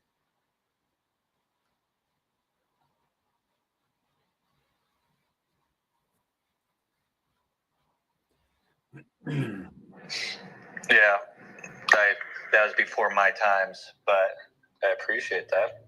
Well, no, everybody should be so grateful that that's before their time. I mean, obviously, you guys probably could have made a lot more money because you would have had more solid positions at cheaper Bitcoin. But like, it was like we didn't have all the tools that we have today. Like now, it's become. I know it doesn't always feel like it, especially in PulseChain, but like it's gotten so much more user friendly to where you have so many options for ways to solve problems and transact that like I'm really proud of crypto and the space because there's been a lot of innovation and I want to see a lot of that innovation come to PulseChain. And that's why I love pTGC and UFO, because I feel like you've brought a ton of innovation and to the whole crypto sphere, but it happens to live on PulseChain. And I feel like PulseChain is very underrepresented in terms of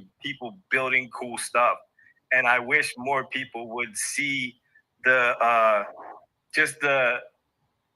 wide open opportunity here that clearly you saw.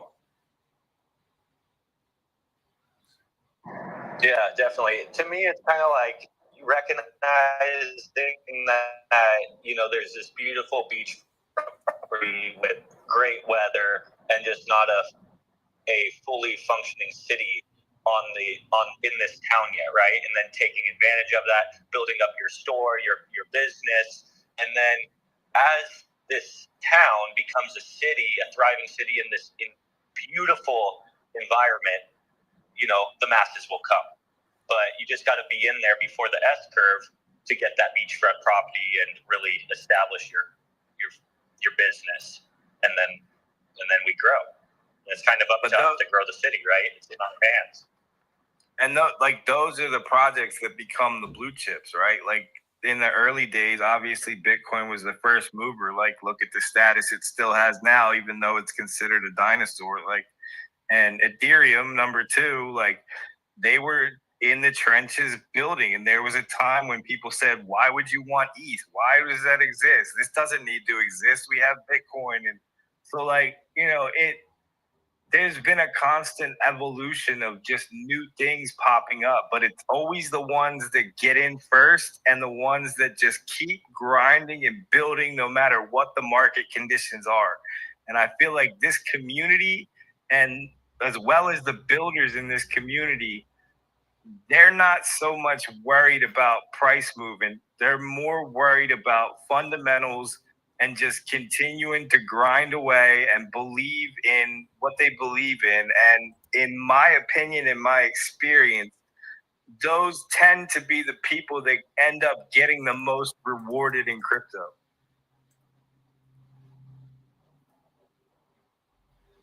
Hey, Shill, I got a question for you, man. Yeah, what's up? So, before PulseChain and Hex, right? You kind of came on the scene here within the PulseChain community not too long ago.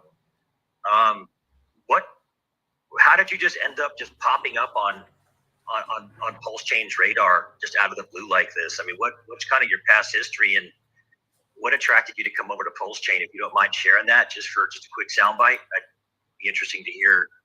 Why'd you just all of a sudden choose to come over to PulseChain? Dr. Hexologist.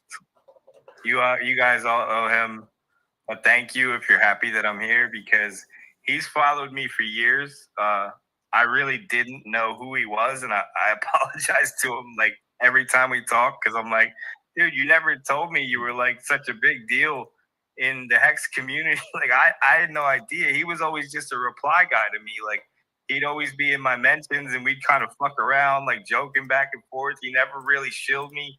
Like I think it goes back to like 2019, 2020. I went and looked at like some of our oldest tweets. But I had just made a post randomly, like picking some of my top picks for this current bull run, market cycle, all that. And it was like Cardano, Render, Rio, Solana. There was a couple of things in there that I just felt like are really going to perform well, whether I was heavily committed to their fundamentals or not. It was just like, these are good plays in my opinion. And he commented below that and was like, why no Hex or PulseChain, like PLS? And I, like, instead of like writing him off and being like, oh, fuck that scammer or whatever, I actually always had a long history with Richard, and I've always respected Richard. And I used to watch his live streams all the time back when he was debating with Bitcoin and even Ethereum. But like, this was all before Hex.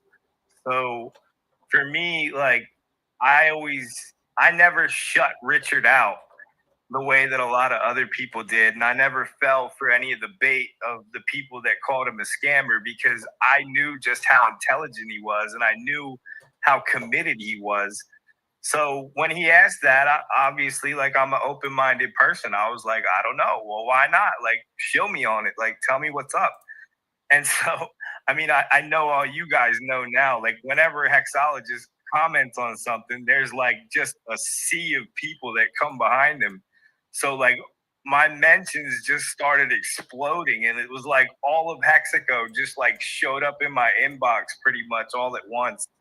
And it was like craziest thing. Like, because you noticed that, because when you looked at your profile, it's like, oh, like he just, as soon as he did that, like he went from what it was to like having an explosion in interaction with the account, and I was like, oh, yeah, because we're very skeptical about people that just roll up in here. That's just I got a lot of that too. I definitely got a lot of that.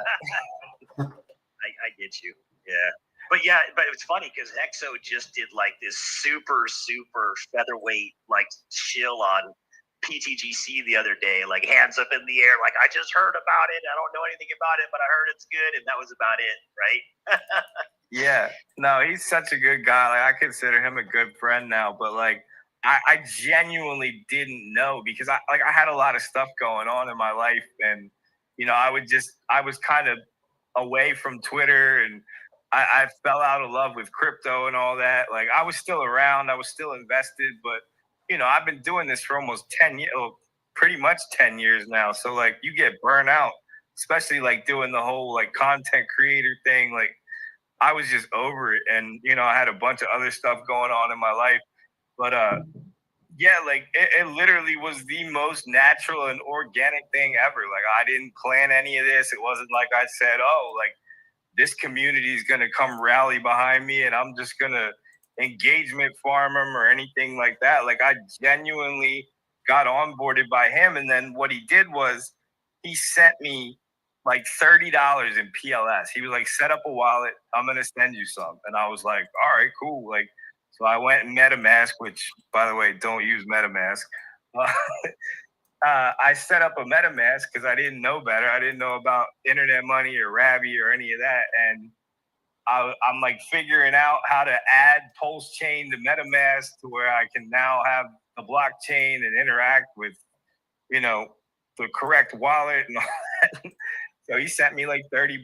And then me being a crypto guy, like now I have this asset and I got to go investigate, right? So I start pulling up the charts. Like I'm a TA guy. I'm like heavy into charts and I'm like, wow, like this is actually doing really well. Like, cause it was before the Interpol. So you guys, I think we're up like 7X or something like that.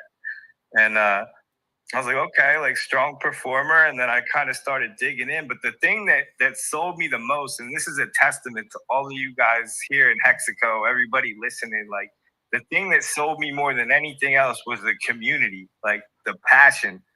That was like what really solidified it, because as somebody who's done countless hours of fundamental analysis, like anytime you see a community that's that dedicated and that passionate, like that's an automatic loudspeaker for all the products that they're literally promoting essentially for free, right? Because you guys are so into this stuff and so passionate that you talk about it every day. And when you guys all flooded my mentions, like it was the most overwhelming and awesome thing that I've ever seen in crypto. And you guys should be really proud of that, because the only other thing that I know that's ever been to that degree, but they're not even close to you guys, was the XRP army back in the day. Like they used to be everywhere. It's very similar to how you guys are, but I think you guys got them beat by a lot. And so it was easy for me to lean in. Everybody was super friendly, super supportive. Hey, welcome to Hexaco. Like, happy to have you, this and that. And, you know, I did get a little pushback here and there. You better not be launching a token and stuff like that. But, I mean, like 99% of it was all so positive. Everybody was really helpful. And, like, it made it easy for me to want to stay.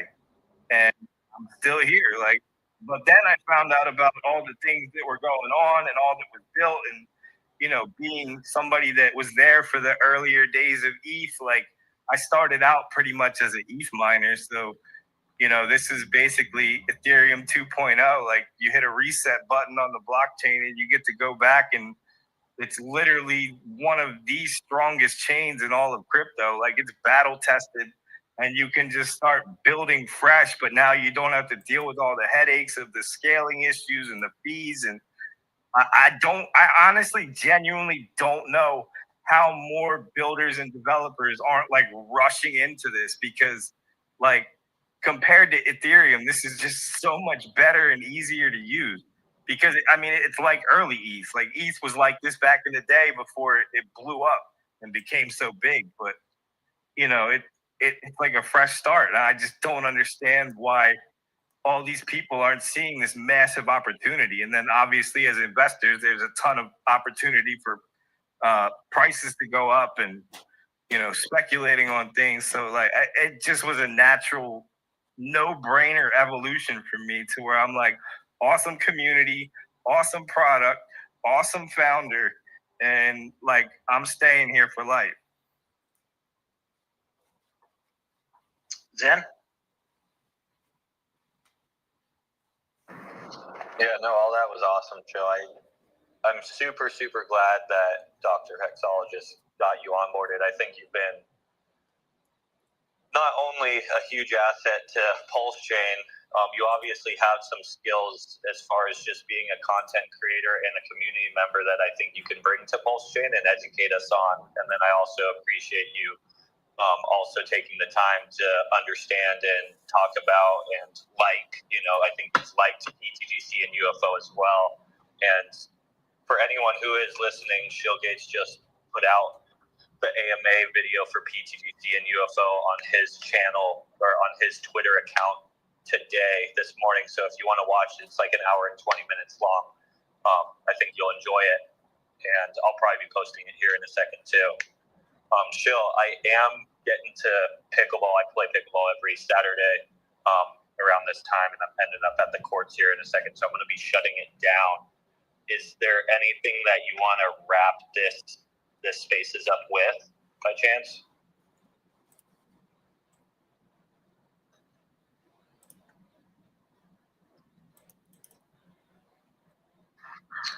It sounds like he's maybe somewhere else. I don't know. Okay. Oh shit! I thought I had my mic on the whole time. My bad. I'm over here talking, and I thought everybody heard. Never mind. All I said, the one thing that I want to say is buy pTGC. I appreciate that. Right on. Yeah, I don't have anything to shill. If anybody liked what I had to say and doesn't already follow me, go ahead and follow me. Like, I put a ton of great educational content out. I'll give a couple shills here and there and talk about everything PulseChain and cool stuff that you guys got going on, like pTGC. Awesome. Yeah, thanks for dropping that video this morning. Shill, thanks for coming up, man. Yeah, I love you guys, for real. Yeah. Moon King, glad to see you back in the States and in here. Appreciate you, brother. And Zen, appreciate you. Go enjoy your pickleball, and look forward to watching that AMA Shill. So we'll see you on another one. Awesome, guys. Thanks for letting me come up. Yeah, thanks for hopping in there. Yep. Everybody have a good day. Talk to you guys later. See you guys.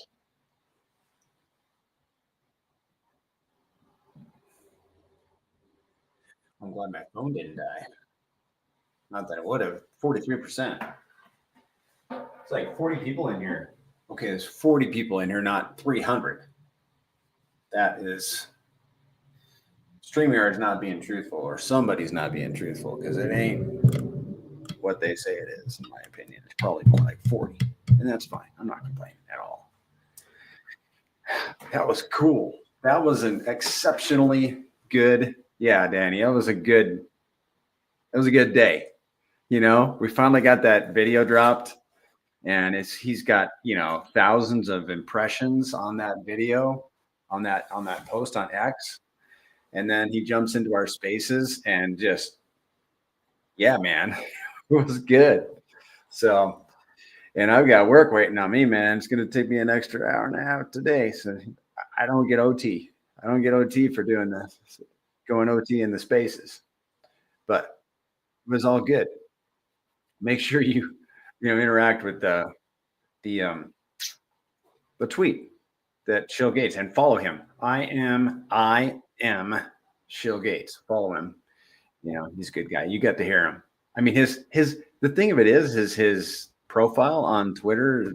It's like, you know, when I see that, I'm like, who is this guy? Well, he's actually I like him. He seems like a gentle man, if I can put it that way. All right, I'll stop gabbing and I'm going to get to work instead. Guys, have a great weekend. If you're new, I am holding an AMA on my channel tomorrow at 2 p.m. Pacific at the Prairie Banana on YouTube, at the Prairie Banana. Jump in. We're going to go over pTGC and UFO, how it works, the reflection rewards, staking, locking, UFO, how to LP, all that stuff. Yeah, guys, have a great weekend. You too, Shaka. Thanks, man.